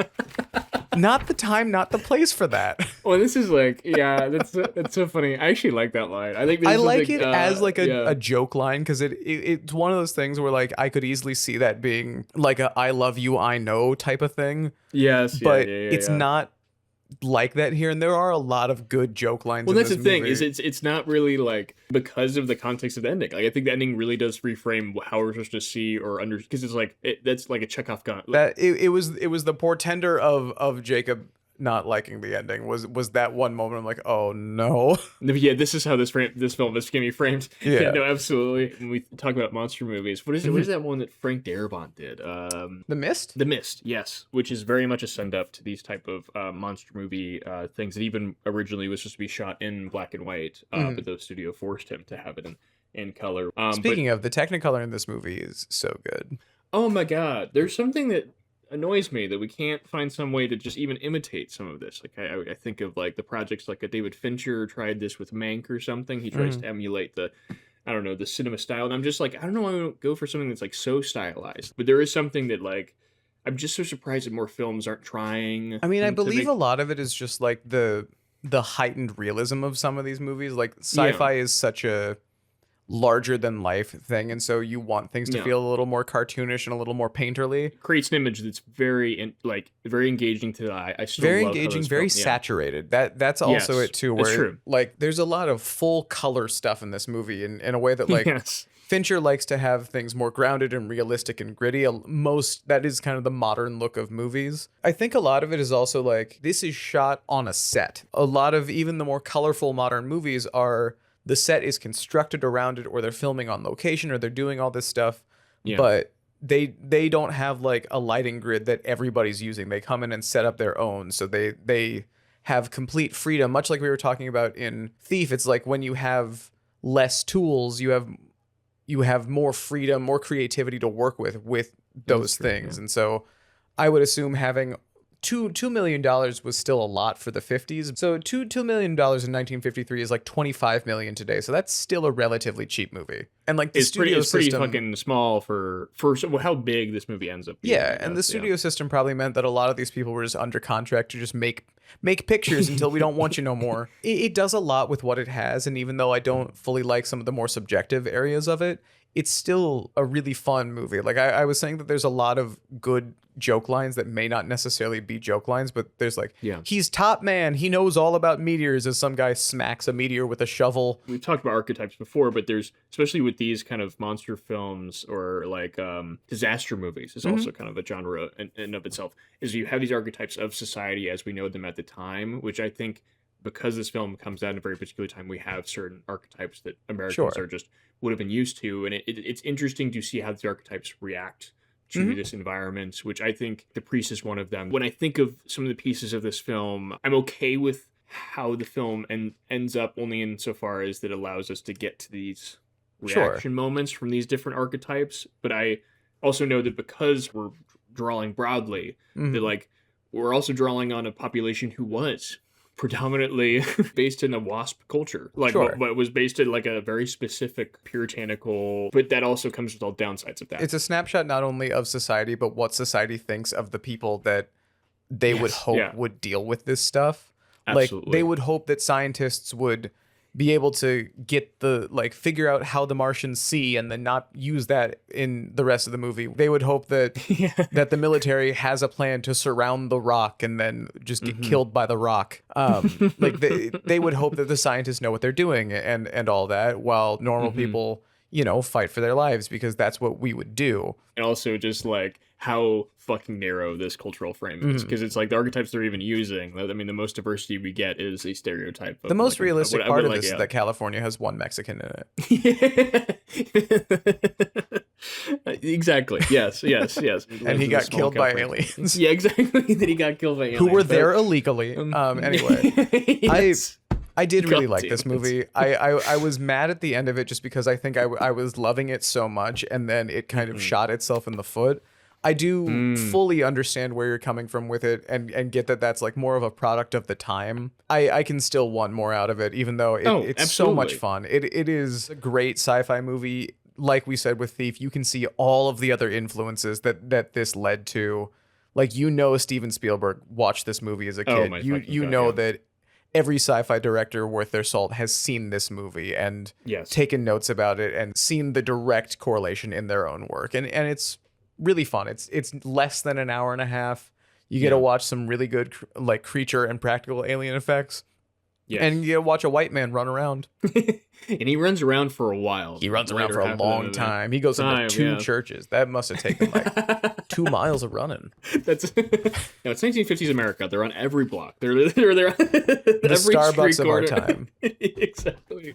Well, it sounds like you would recommend this film. I think I would definitely recommend this film for people who also want to get a sense of this era. I think as we've talked about, this is very influential for science fiction, or even just like as a good like foundation for. I mean, oftentimes it's talked about with the Star Wars or these Close Encounters. These films are based on like maybe kind of these older serials, not necessarily this film, but that's I mean, it's definitely in that lineage of these films that have these kind of archetypal characters with this hero's journey, but those kind of elements that the movie brat generation definitely picked up on and elevated or did their own thing with. And it's definitely a lot of the stuff here. But are you ready to go someplace where there are many different... Speaking of World War II, Japan.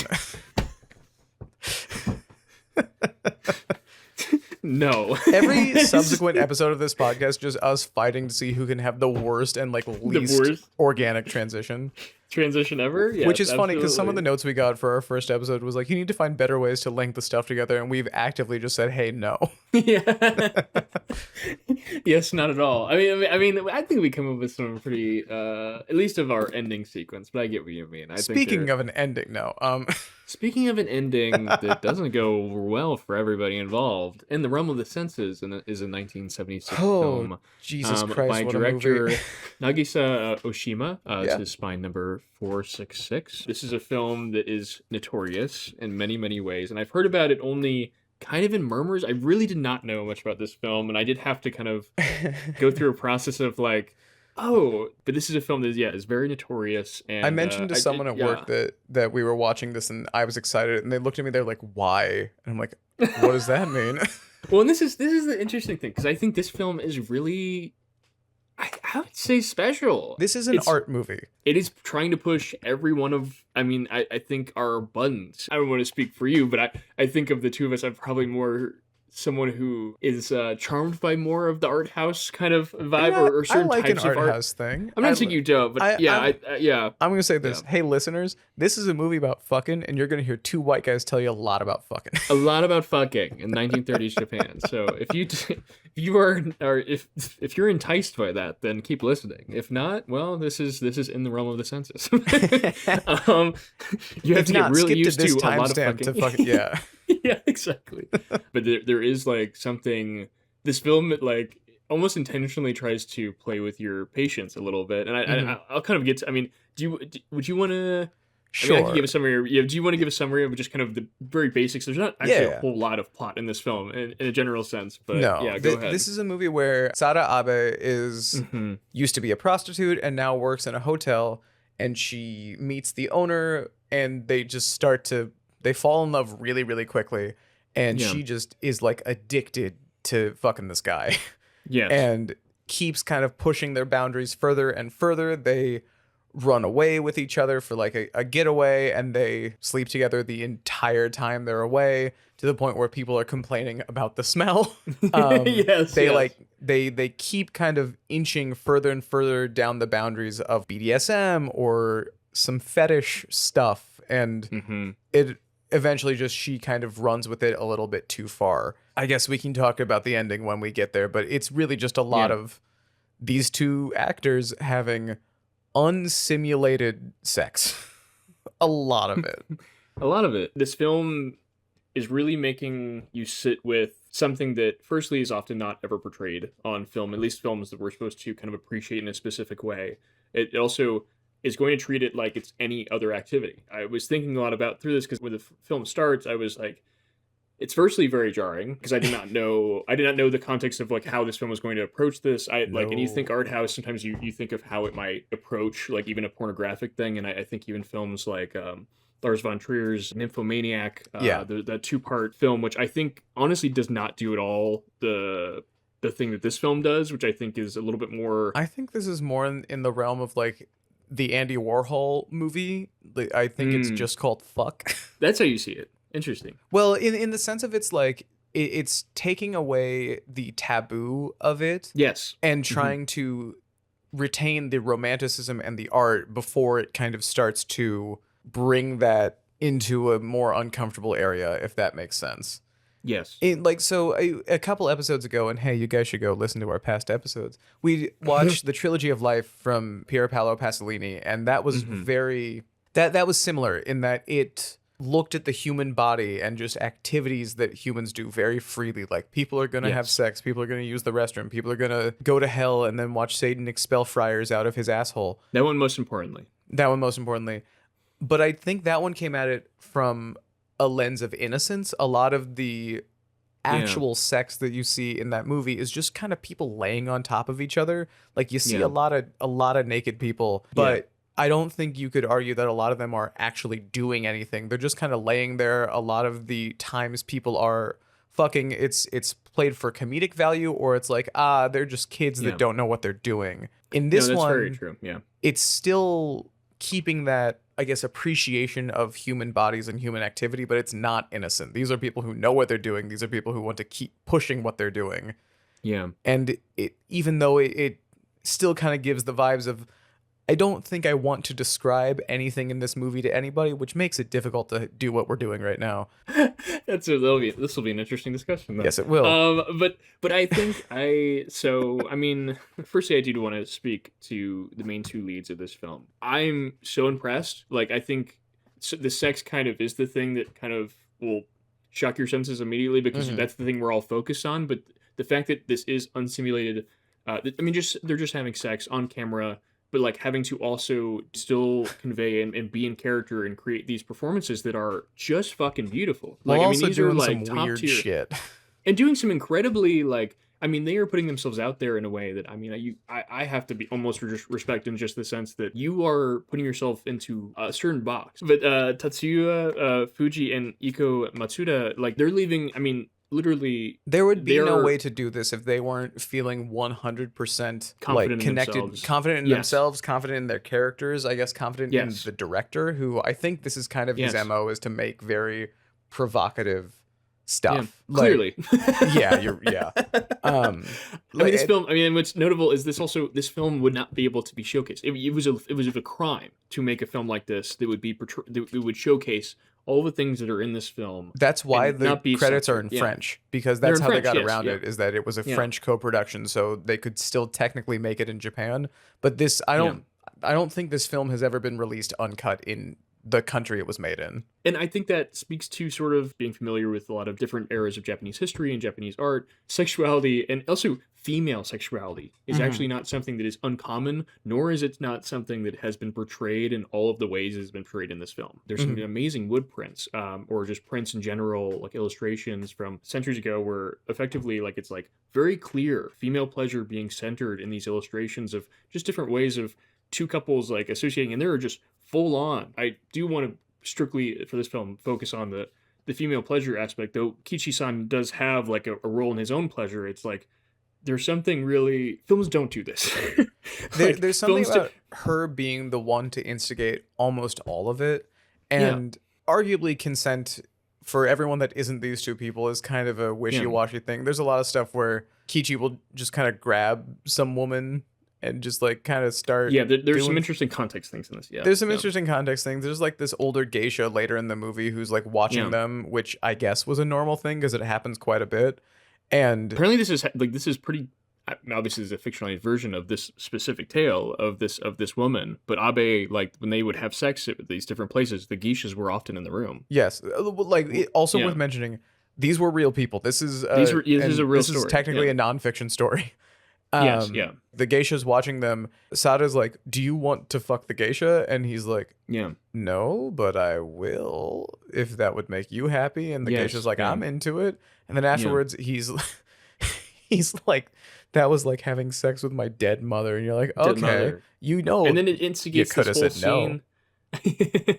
Absolutely. I mean, what is so interesting about the relationship, especially as it proceeds, is that like, firstly, it is her. Yes, she's the one who shows at least he doesn't know it yet, but the most immediate interest in the fact that like the movie opens with her being fondled by another woman, which is I was really just surprised at that at the beginning, which I wrote 45 seconds in and we already got something. We So already that's something, good. which I would love to know more context of. I mean, LGBT, I don't know, in general with this film, or like I think the a lot of nature it was that like the... she was a prostitute, and I think that was not like a secret amongst the staff there, because I see. When she gets into the fight with, I guess, the head of staff or some supervisor, she's like, "You're a whore, go back to the streets," or something like that. So it's not a secret, and so I'm guessing that a lot of them just feel not obligated but like allowed to do that. And I see. It doesn't. Yeah. It does always look like she's into it. Like she's consenting with it, even though it's kind of gross that they're just doing it without asking for what it's worth. Yeah, no. Well, and I mean, I think it's important to showcase these situations that do occur, because where women are often treated like it's like, well, consent is implied because I want to do this. Like the woman realizes like, well, you're not into this, like, are you into men? And so she shows him the master of the home, and that's the first kind of image that Sada like sees of Kichi-san is basically the sex with his wife, and she's immediate. I mean, this whole film is filled with scenes of voyeurism, is people watching others have sex, and I almost probably speaks to the greater context of the relationship that like geishas or these entertainers would have with people that are staying at these inns, because they're not only like waiting on you hand and foot, but they're also in your life. Like it's like they're going to be there to watch you consummate your marriage. They're going to be the ones that are going to be singing while you're having sex. They're going to be these kind of quiet people who have to sit there and kind of act really appreciative, or really, I don't know, neutral at least to these things you're doing, where they have very little agency in it. And that's where she starts in the film. She's just, this is an inn where there's certain expectations on her, because I mean, as the name implies, he's the master of the house, and that's how their first interaction takes place. Kichi-san does show immediate interest, and it's pretty clear that Sada, we already kind of know, has this interest, but it's interesting because he is playing the more traditional role of like the person he's playing the more submissive one to her very outgoing. Later on, I would say. I mean, I guess as the film starts, she's like cleaning, and he's like, "You're very beautiful." Like he's the one who's kind of trying to get her into situations, and she's kind of being more demure. I mean, as soon as they have their first experience together, she is like, is there any opportunity for this to happen again? I don't know if this was your experience. I'd be interested to hear, like, when you're watching the entirety of the film, you get to the point where you feel like because you've seen so many scenes of intimacy with the two of them, you feel like you've witnessed a really long relationship. Yes, and I do commend it that, like, much like their relationship, it does kind of start slowly-ish. Like Yeah. you get some groping, you see some children like uncover some homeless man's dick for some reason. Oh my god, yeah, there was a whole scene. We just but I didn't mean to cross over, but that's a whole thing. Yeah, that happened. It just kind of it drops you into it, and it's like, hey, this is the type of movie it's gonna be. It starts off with you're gonna have to buckle up. It starts off with like the sex. You're kind of like, oh my god, like that's for real. That's kind of crazy. Maybe I like you feel very uncomfortable watching it if you're a sensible person, but then it just kind of, because of repetition, just kind of becomes that part of it is normal. It's still kind of weird to see because you're just not used to it. Yeah. But it like you're like, oh, they're gonna fuck now. Okie dokie. But then it does keep throwing at you just some weird shit that you keep well, and this making is it worse. Well, and I have like different feelings about it because I just think about it's like this is not something that we are not all unfamiliar with. I mean, our culture obviously has been saturated by sexual imagery, and pornography is rampant among people. What's interesting about this film is we feel really uncomfortable watching it in a movie setting. The more specifically fetish stuff, like I kind of don't want to go into specifics of some of the things that you see and that are done here. Go to IMDb's parental guide. Go to like, does the dog die? Look at the Wikipedia page. See the specifics, because we're gonna curse on this podcast, but I don't want us to get banned from whatever. Actually, that's true. That's more of a joke than something real. It's more just like there's stuff in here that goes past just fucking. Oh yes, and a lot of it is that reminding that like you can always heighten the thing. There can always be. Much like Sada's doing, you can always lean further into the exploration of the body and what can go in or come out of it. To say it like that. It was interesting how people described the film because it was just there was a focus on like the sex in general. That's the point of the movie.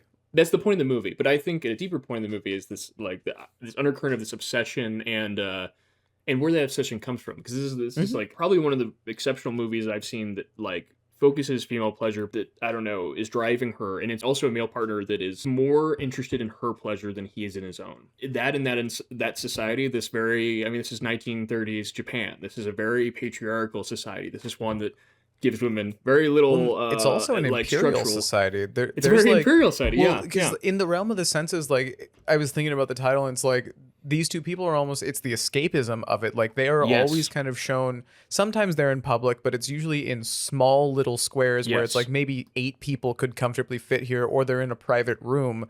There's one shot or maybe a couple. There's one small sequence where Kichi like goes to get a haircut and you see him in town, and there's like an imperial troop marching parade down that's happening the thing, and he like you see it and he watches them and then he goes away, and it's like there's a whole society. I don't know much about 30s Japan, but the vibe I was getting was like very controlling society, and instead of dealing with that, they're just escaping to do the thing that feels the best. These are places out of time in some cases. There's very little modern technology that is available during this moment in 1930s Japan that like they're almost insulated from. They are participating in cultural practices that are pointedly conservative and traditional, at least in terms of their framing. Obviously, like they're doing a lot of things that are very non-traditional for that era and in front of people and in very specific ways. But it's like, you are, as you're saying, like citing yourself off into these inns for most of the movie, and we spend a lot of times just in their rooms. So much so we're,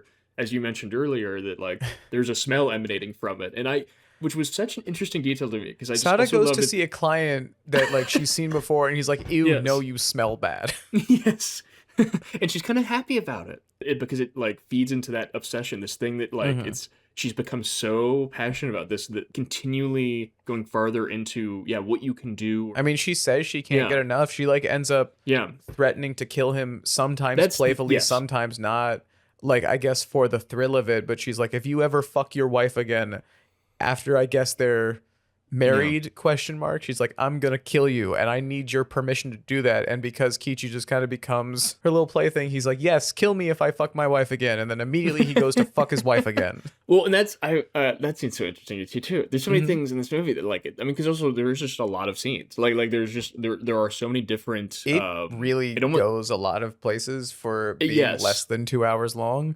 I do really wish it does. was Yeah. significantly shorter, just because I didn't super like watching it. But it Well, like, that's the thing too. Well, yeah. that was me too. When I'm talking about how like interested I am in this film, it's definitely one where like, as you were saying, it's an basically intellectual last, interest. Yes. Well, and even like scenes on I watch themselves, I think Pornhub are for really... the lore. Yeah, I get you, Nick. That's not what I'm saying. But it's like that last like 40 minutes, I'm like, I don't want to be here anymore. I mean, Oh, completely.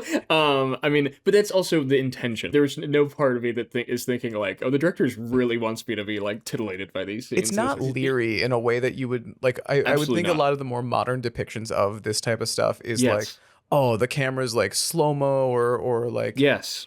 it's trying to be artsy while it's really just looking for an excuse to show somebody naked, like a Euphoria type of thing, where it's really just Sam Yeah. Levinson has a big crush on Sydney Sweeney.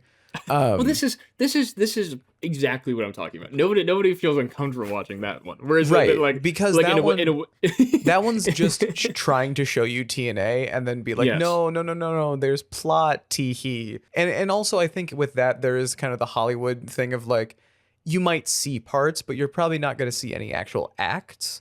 This one is like, I mean, acts or just penis in general. Like, I mean, I think we nah, just, Game of Thrones like, got dick. Okay, like I mean, I like it's like, but I get you. There is definitely, I mean, the amount of penis in this movie. I will say, folks, there's a lot of penis in it. A lot of that in this movie. And I didn't say anything there specifically, so you guys can clip that. Anyone, our fan can clip that. But yeah. Hey, fan, clip that, dude. It's also like dicks in modern movies. Even just saying it like that are jokes. Like you see a swinging dong in Deadpool because he's like naked and fighting and it's a joke. You see it in This Is the End because Satan has a giant dick and it's a joke. Mm-hmm. Like when you do see it in not a joking sense, it's trying to be provocative from the Hollywood side. Like I think of Bruno, the Sacha Baron Cohen movie, where it's like definitely hasn't aged well, but like he's playing a gay German filmmaker. Yes. There's a lot of male nudity in that movie that is supposed to be provocative, and the joke is that you're uncomfortable. But in this, it's not a joke. You're uncomfortable just because you're not used to it and because it's so unapologetic of what's going on. Male directors are uncomfortable by, I guess, penises, or the general public is seen to be that way. None of that in this, but I think it's portrayed more. It's like, oh, it's the characters that feel that, and so they're experiencing it, and so you're like vicariously feeling it. But it's usually not like, oh, this shot is just for you, the audience. Yes. Yeah. Whereas this one is very much just like, I mean, they are really treating a lot of these as just, I mean, as scenes. Like these are just character developing moments, and there are very few of these scenes that are just for their own sake. I mean, you could say there are just a lot of them. So it's just like you get to this point where it's like, where do they come in the line of this? But it's always feeding into at least these larger themes of like obsession. How far are we driving this distinction between already this like this love affair, which is already built on this. Steps forward on a larger journey instead of saying, okay, they started here, now they're like 2 miles down the road. You're seeing every little bit and piece of that because it shows the progression of it and how it just turns from like Sada kind of having a crush on this guy to like basically cuteness aggression, but wanting to murder him because it feels good when they fuck. Speaking to that threat that she gives, like I guess kind of at the halfway point of the film, I was like, oh, this is a true story. And so I was expecting that sort of the murder aspect, which does occur. Like there's a woman who has this obsession with this man, and they have this kind of affair that, I mean, Sada Abe was real, and she did kill this guy. Killed and removed the genitalia of her partner, and then proceeded to have it in her kimono for 4 days. That shit. Fuck the ending of this movie. Keep talking, but fuck the ending of this movie. It's a lot, but also the historical thing was a lot. Great. But good for history. Good for history. Because it's about her own obsession. Is like, I cannot deal with the idea that you'd be giving someone else pleasure because I'm getting so much out of this. Like this is the idea that you could love someone else would almost illegitimize all the things we've been doing. These feelings I've been having. The idea that you would spend even a second or a day with somebody else. Oh my God. Unbearable. Yeah. Well, and even like there's a point in the film where, I mean, this is just down bad, the movie. It really is. But it's also one where it's slow development. He's uncomfortable by it for a vast majority of the film, but in a passive way, which is interesting just a male lead of any type of film, because it's like, I mean, it gets to the point where he just wants to go pee. And she's just, no. Like, if I was up all night waiting for this moment, and you're not going to take this away from me. And it's like, that's his only relief, is just that thing, because she is so attached. I mean, to the point where she is always touching him, always on top of him, but like It, in public you too. can- Like in public, it's becoming PDA yes. shit. There's a point where a geisha brings them some sake, and she like won't even get up. She's like, "Bring it over here. We're fused together." Well, and I think it's interesting. I mean, that whole relationship that she has. Well, I mean, they all have with the geishas. She's constantly instigating, or they're constantly trying to have them be a part of the experience. That's so. I was seeing it through the frame of like that's where she gets this sort of empowerment. You can so clearly this actress who plays Sada is.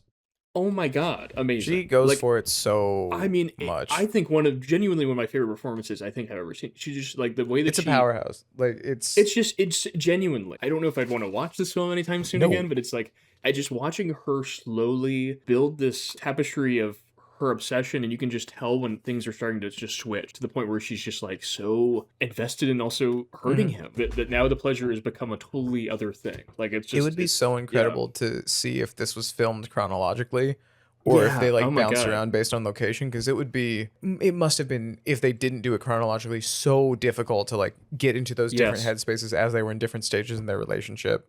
And if it was Mm-hmm. shot chronologically, then like even so, to retain those headspaces for so long as Oh they my filmed God. these scenes with how much real fucking they were doing, Oh my god, yeah. I can't imagine they would be able to film for all that long before they would Yeah. have to take a lengthy break. This is a film I wish I'd read more about, but just for time reasons, I didn't get too much into some of the details. But it I almost kind of these like two- that I went in almost completely Oh, blind, yeah, other than that's knowing kinda- it was kind of notorious and just being like, all right, something's going on. I always do that thing after I see a film that's like really engaged me, where I'm like, now Yes. I've got to seek out all of the 100%, essays and all of 100%. the kind of background, and also how this film has affected both of their careers. I understand that Tetsuya Fuji, like his career has gone on. I think there was a little bit of a break after the fact, like Yeah. it kind of stalled some of his prospects. But Iko Matsuda, she got fucking apparently railroaded. Well, she lived Yeah, a her long. career I mean, kind of ended in 3 years after this came out.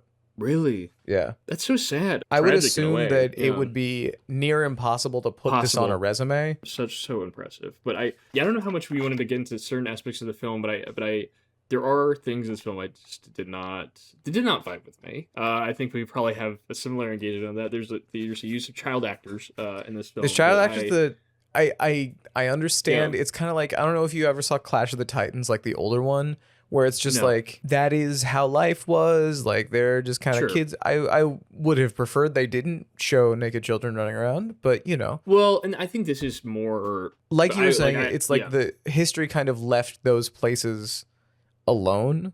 So Yeah.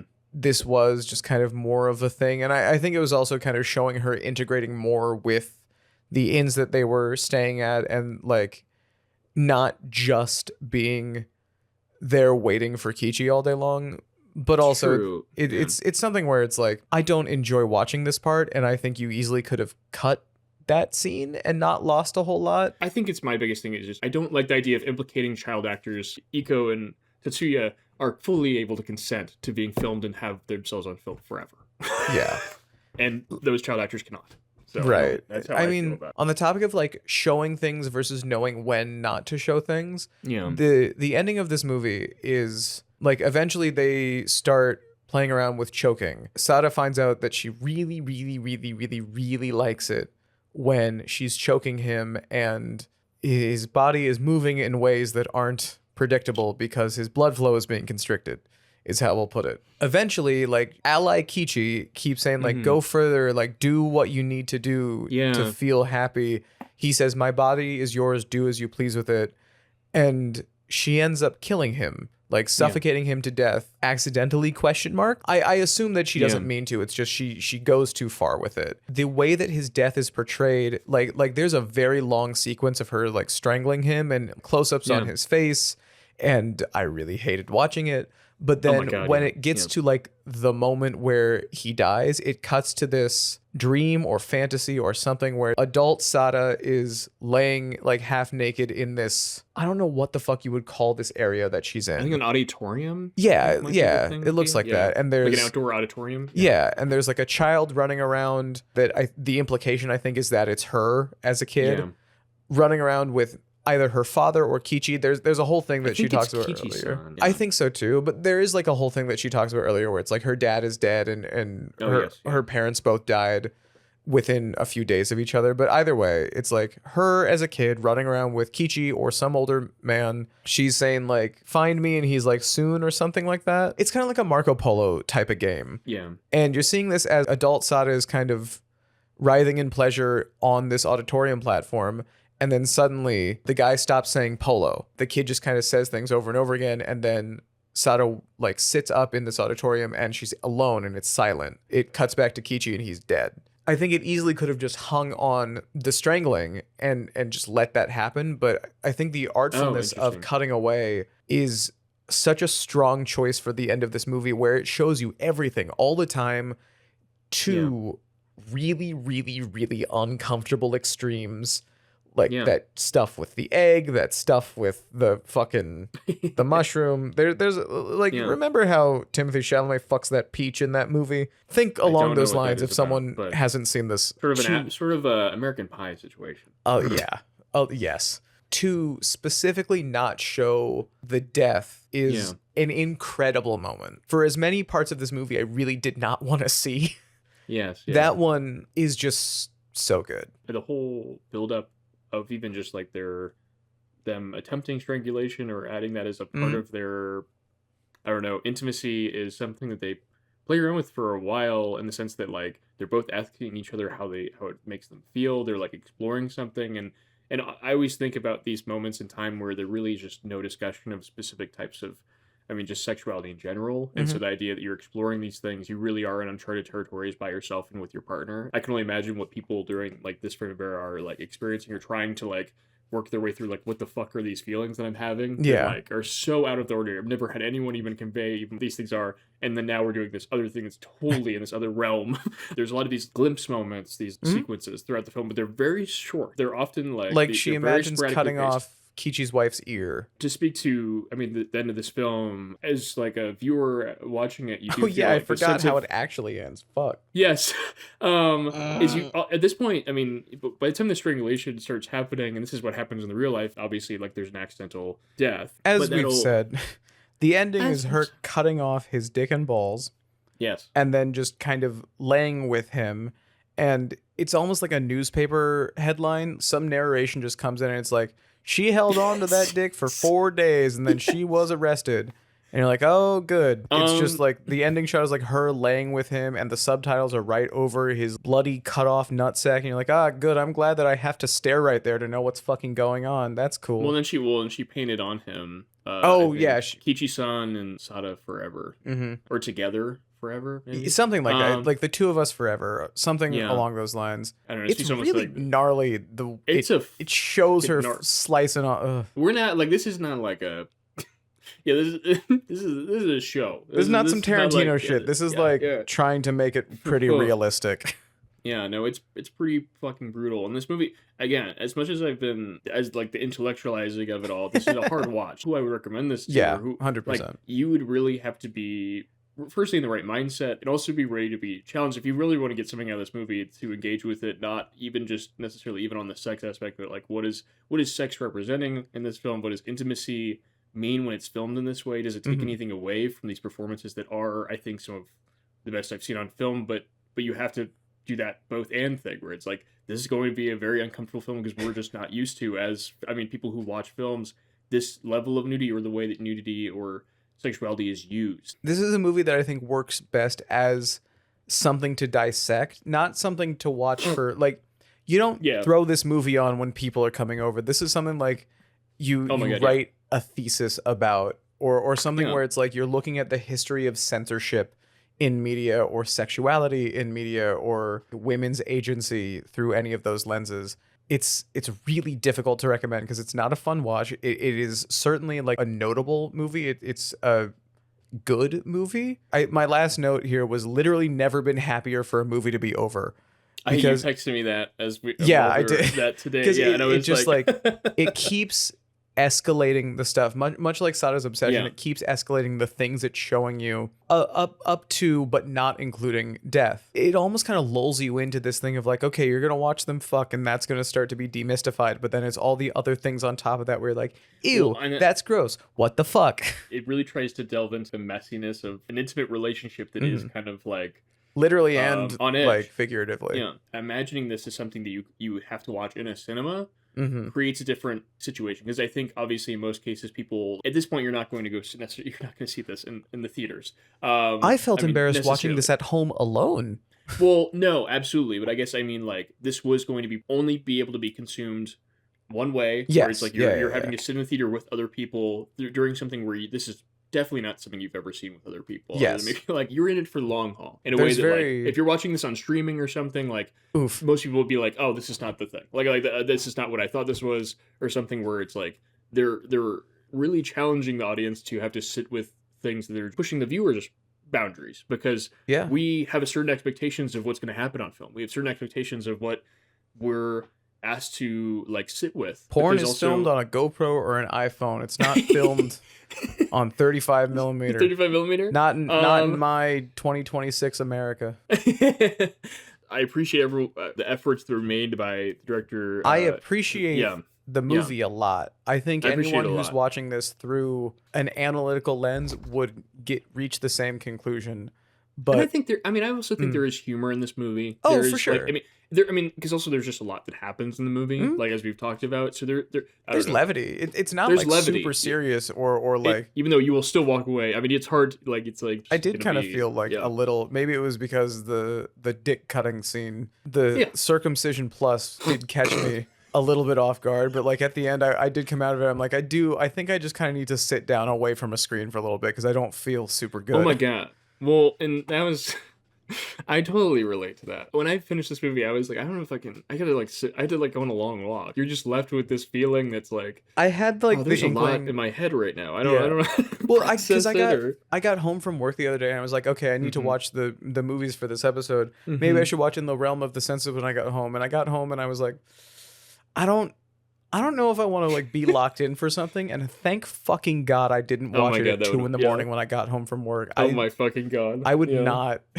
not be okay. I also wanted to make a special note before we move on fully. I love the music in this. There's It's some really beautiful. This is a beautiful gorgeous themes. movie. Sound Yeah. design, art, like visuals, performances, yeah. all of it. But And fuck. it's kind of incredible by how the fact that like we are usually just in like 5 rooms for the majority of the film. You're in like interiors that are just a box. From a filmmaking point of view, like just like economically, you're like, oh, that's really actually impressive that you can get so much out of these spaces and like Yeah. really recreate them just by different staging. Or there's very few times where we're not with them, which does add into that whole we're getting obsessed like here.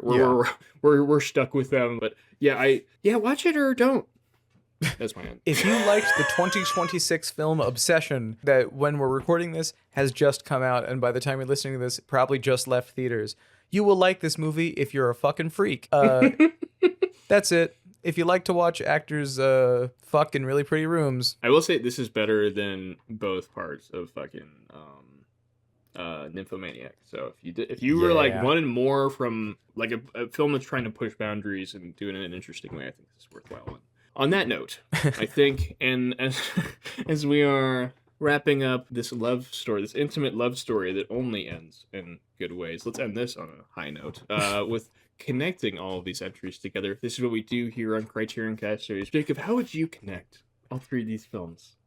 this was, I think, more difficult than any of the other episodes because you have like sci-fi movie that's kind of quaint. You have crime movie that's like very in your face. You have fuck movie. What I landed on after like also kind of just going to Target to clear my head and be hit with normal consumerism, not, watching people uncensored have sex. Like it's the pursuit of individual pleasures and desires against the backdrop of an unchanging or an uncaring world, which I was trying really hard to have it not be the cop out of like, do things you want, but don't think of the consequences. Because like, I think the War of the Worlds is probably the most reaching of those connections, but it's like Clayton and Sylvia are trying to find each other while the world is very literally falling apart around them.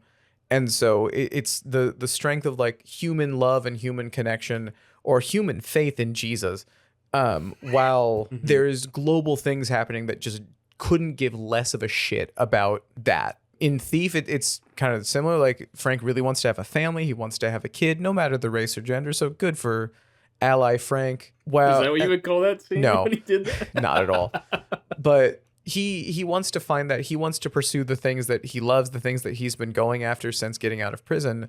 Like he says early on in the movie when he's talking to Jesse in the diner, he would be able to do it if he had all this time. Like he would be able to very slowly build up the foundation to buy a house and start a family, but he doesn't have that time anymore because like the world kind of chewed him up and spit him out after he left prison, or when he spent 21 years in prison. In going after those things, he lets his guard down and he gets in with a bad guy that makes him throw it all away. And in this one, we didn't touch on the historical context of 1930s Japan all that much. Not that we, or at least I, have a bunch of things to say about that, but I think it's the most literal one there. These two, instead of dealing with the world and facing, like there's a big discussion in the realm of the senses where Sada's like returning to her prostitute roots to try and get money for them because they need money to stay in their go away cabins, because like Kichi does own an inn, but his wife is there, so he needs money that he can hide from her so that he can go fuck Sada. They are going to escape, and that's like the entire plot of the movie. So that was what I landed on, and I think it kind of shows there's a lot of different ways to go after what you want in the world, and sometimes the only motivation you need is that it's a thing that you hope will make you happy, because a lot of times if you hope that the world will give it to you, it won't. And then sometimes aliens will die because God said get out of here. Yeah. What did you think, Nick? I really like the connections that you made. I think those were really good, but it did strike through what mine was kind of going to be similar. So I have a slightly different track that I've been thinking about while we're talking, and that also relates to, I think, some of the things I've been relating in this episode is I've been interested with these three of how like their historical moment, their historical frame have shaped them in a very particular ways. Some of them will be more surface level than others, but I think, I mean, in the realm of the senses, that's a film that, as you've been saying, it's in this backdrop of this attempt to create this imagined past or like traditional norms while you're also imparting that to the rest of the world. Like at this point, obviously, they have taken over large parts of what would become North and South Korea. They've taken over Taiwan. They've taken over parts of China. These people are moving away from trying to find a traditional culture and one that's remaking itself. It's obviously a true story, but it's also just such a tension point because clearly this story resonated with people, because I can only imagine probably this created such a cultural buzz because it's such a radically different thing that you would see anywhere. So everyone was kind of watching like, oh my God, what happened with this Ave? And having to wrestle with that when you have all these things like, well, we're the greatest nation on earth. We have these traditional norms. Men are the mightiest of the household. And you have this woman who is completely, literally, I mean, cutting the balls off of that. And that's a pretty good point. You didn't laugh. Sorry. I laughed. I was shaking my head and doing the silent laugh. I'm really sorry. Here, say it one more time. No. No. Come on. I should have said it. No. Give me just the end of it. Sorry. I was laughing at it. It was just quiet. Sorry. Give it to me one more time. Come on. It really cut off, the ball. So that's the first one. The second one, I would say, for War of the Worlds. Listeners, it's midnight at this point when we're recording this. Oh my God, yes.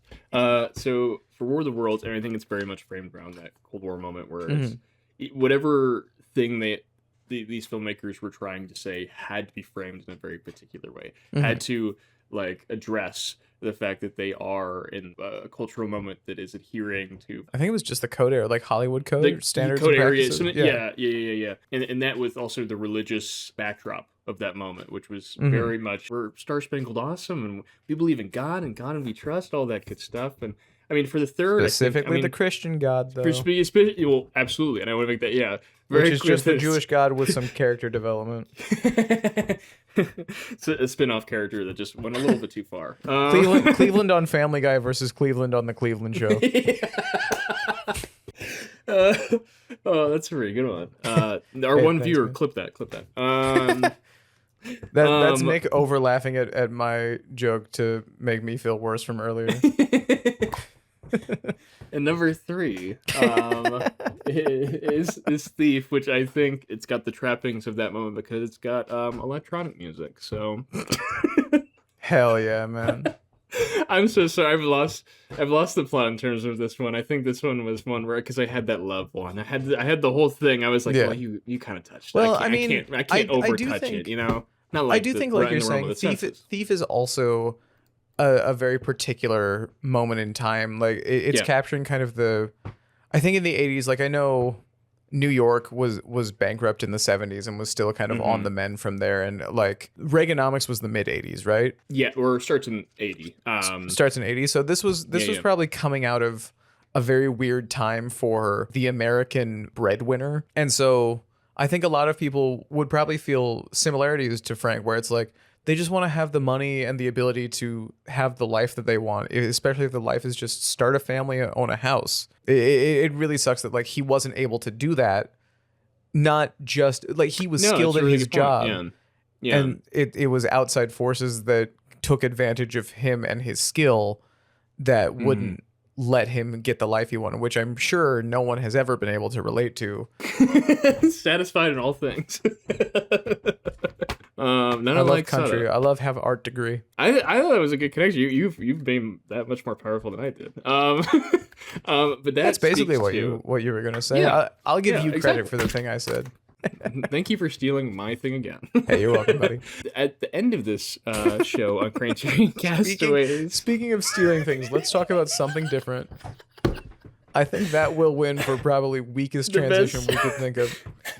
I was trying to think of it. Yeah, At this point, it might as well just be like, speaking of this podcast we do, here's the next section of the podcast that we do. Yeah, maybe I should just be like, now we go on to this next section. You can do that. On That this- works.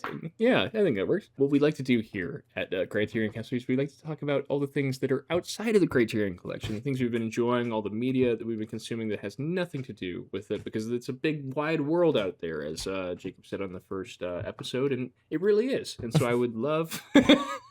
Don't Yeah. laugh, you're making me laugh. I'm not. We talk about our hyperfixation. We usually give a minute on the board, and we just kind of discuss what we've been watching. So, Jacob, would you like to start? Sure.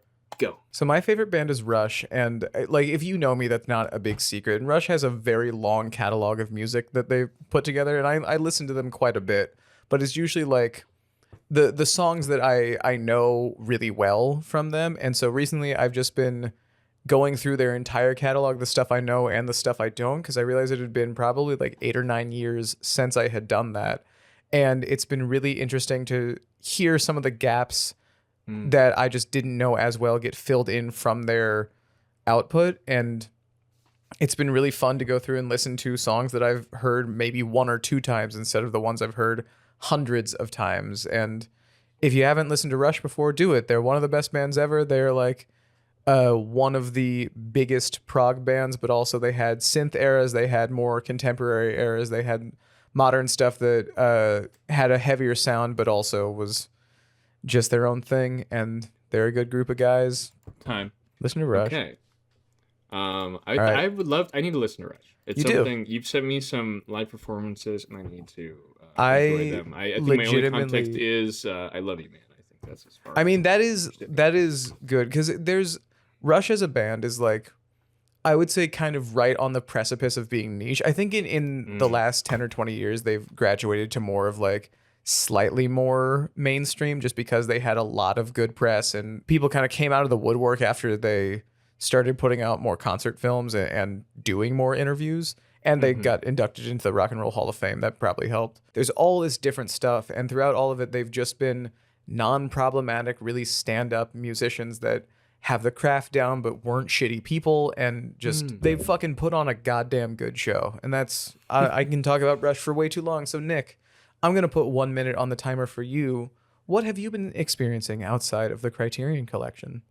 Go. Psychonauts 2 from Double Fine Games. It's been a really interesting one for me. I feel like I've been reading a lot lately. I think I probably mentioned in previous episodes for my hyperfixation that I've been working through this book called Artist's Way, which definitely has a lot of strands of the kind of creative tactics that creators like Tim Schafer, who is the main, game writer on that game and the game director, does in his own life, but also portrays in the game. And it's been a really interesting replay. But outside of that, I've also been rereading Watchmen, which has been fantastic.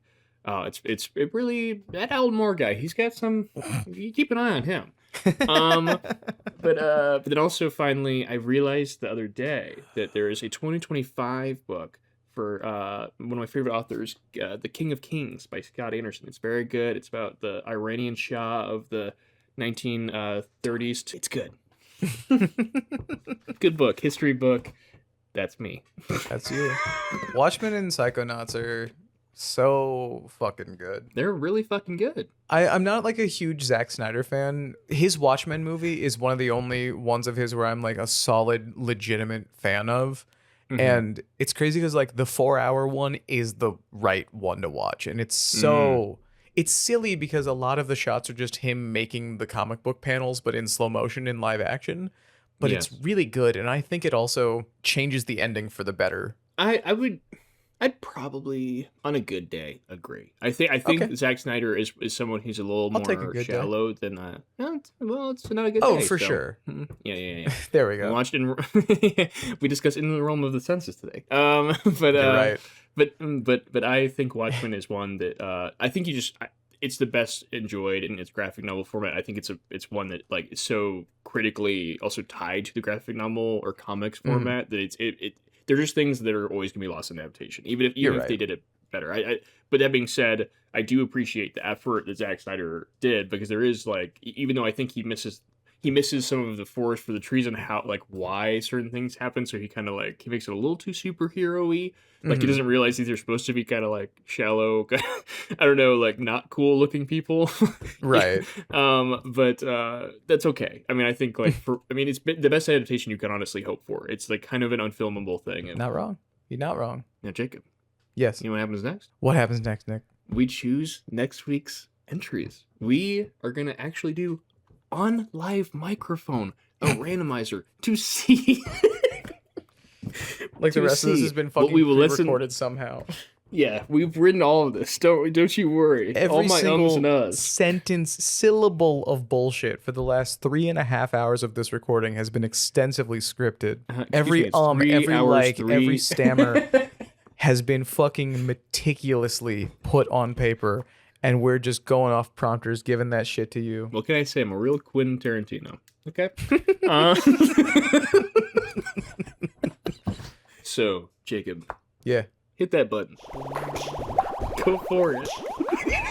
All right. The randomizer has chosen some movies, but it looks like we have a first here, and we are doing a Nick pick where What? every few episodes, every, 5 or 6 or so, one of us is going to pick a movie by hand just because we think, the randomization is great, and we're still going to have some random movies in here, but there's also ones that we are just itching to see or itching to revisit that, just to move the format a little bit, just to play around. So if you don't like it, let us know. And if you do like it, let us know.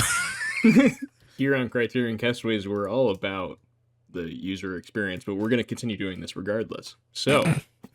It's 12:30 in the morning. We have been talking for 3.5 hours.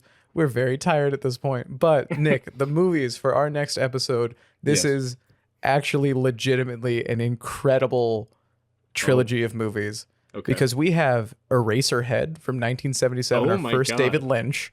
We Oh my have The God. Adventures of Baron Munchausen from 1988, our first Terry Gilliam. And my Nick, God. would you like to introduce the first Nick pick? First Nick pick. I mean, the auteur of auteurs. What can I say? It's Kevin Smith's Chasing Amy. This is a film that I've been wanting to talk about for quite a long time. I've had a fascination with the career of Kevin Smith. I've always been a really big fan, but I would also love the idea of just discussing Chasing Amy of all of them, because it's a film that has aged, I think, in some interesting ways over time, but also speaks to kind of what Criterion, I think, used to be in some ways, like what kind of filmmakers were going to be the ones that are going to be chosen, especially of this class. And so I'm very excited. It's a good one. I'm excited to talk about it with all of you. Have you seen Eraserhead? I have not, actually. This is the first movie. I guess I've technically seen 1984 before, but I didn't remember much of it. This is the first one that I have seen and remember, and I cannot wait. Have you seen any David Lynch movies before? So I have seen Fire Walk with Me. I have seen some of Twin Peaks. Okay. I've seen parts of Dune, and then You've seen Fire Walk with Me? Yeah, I shouldn't have watched it, given the lack of context. It was on at a friend's house, and I thought it was really cool. But also, I definitely had that thing where it was like, did not realize it was, I guess, right. It's supposed to be a sequel to this series, and also the fact that because I just thought David Lynch weird. Basically, that's as far as I got. And then I think I've watched Blue Velvet. Eraserhead is so good. I'm very excited because it's also one that I think has a lot of a reputation, definitely. Yes. It's another one of those movies where when I finished watching it, I was like, wow. But it's also just a really fucking great, strange movie. And Adventures of Baron Munchausen, like Terry Gilliam has a lot of movies in the collection, and I've been so excited for one to come up. So like this is an incredible group of movies. I'm very excited. Well, this has been a really great little talk we've had today. I have this script. This whole thing I wrote out at the end. Totally something I wrote out. Wow, what a great time we had today. Just think about how wonderful. You can't do that while I'm doing this. Wow, what a great time we had today. Owen Wilson as wow. Just think about how wonderful it would be for everybody to be able to experience the world like we have. One wave at a time. That's why I must once again, encourage you all to check out Anchors Anywhere to help us make the world a more fruitful place. Well, for pirates especially. I'm Nick Fiore. And I'm Jacob Katz. Hoping we can all walk the plank together to a better, wetter tomorrow. We'll see you next time. Bye. Bye.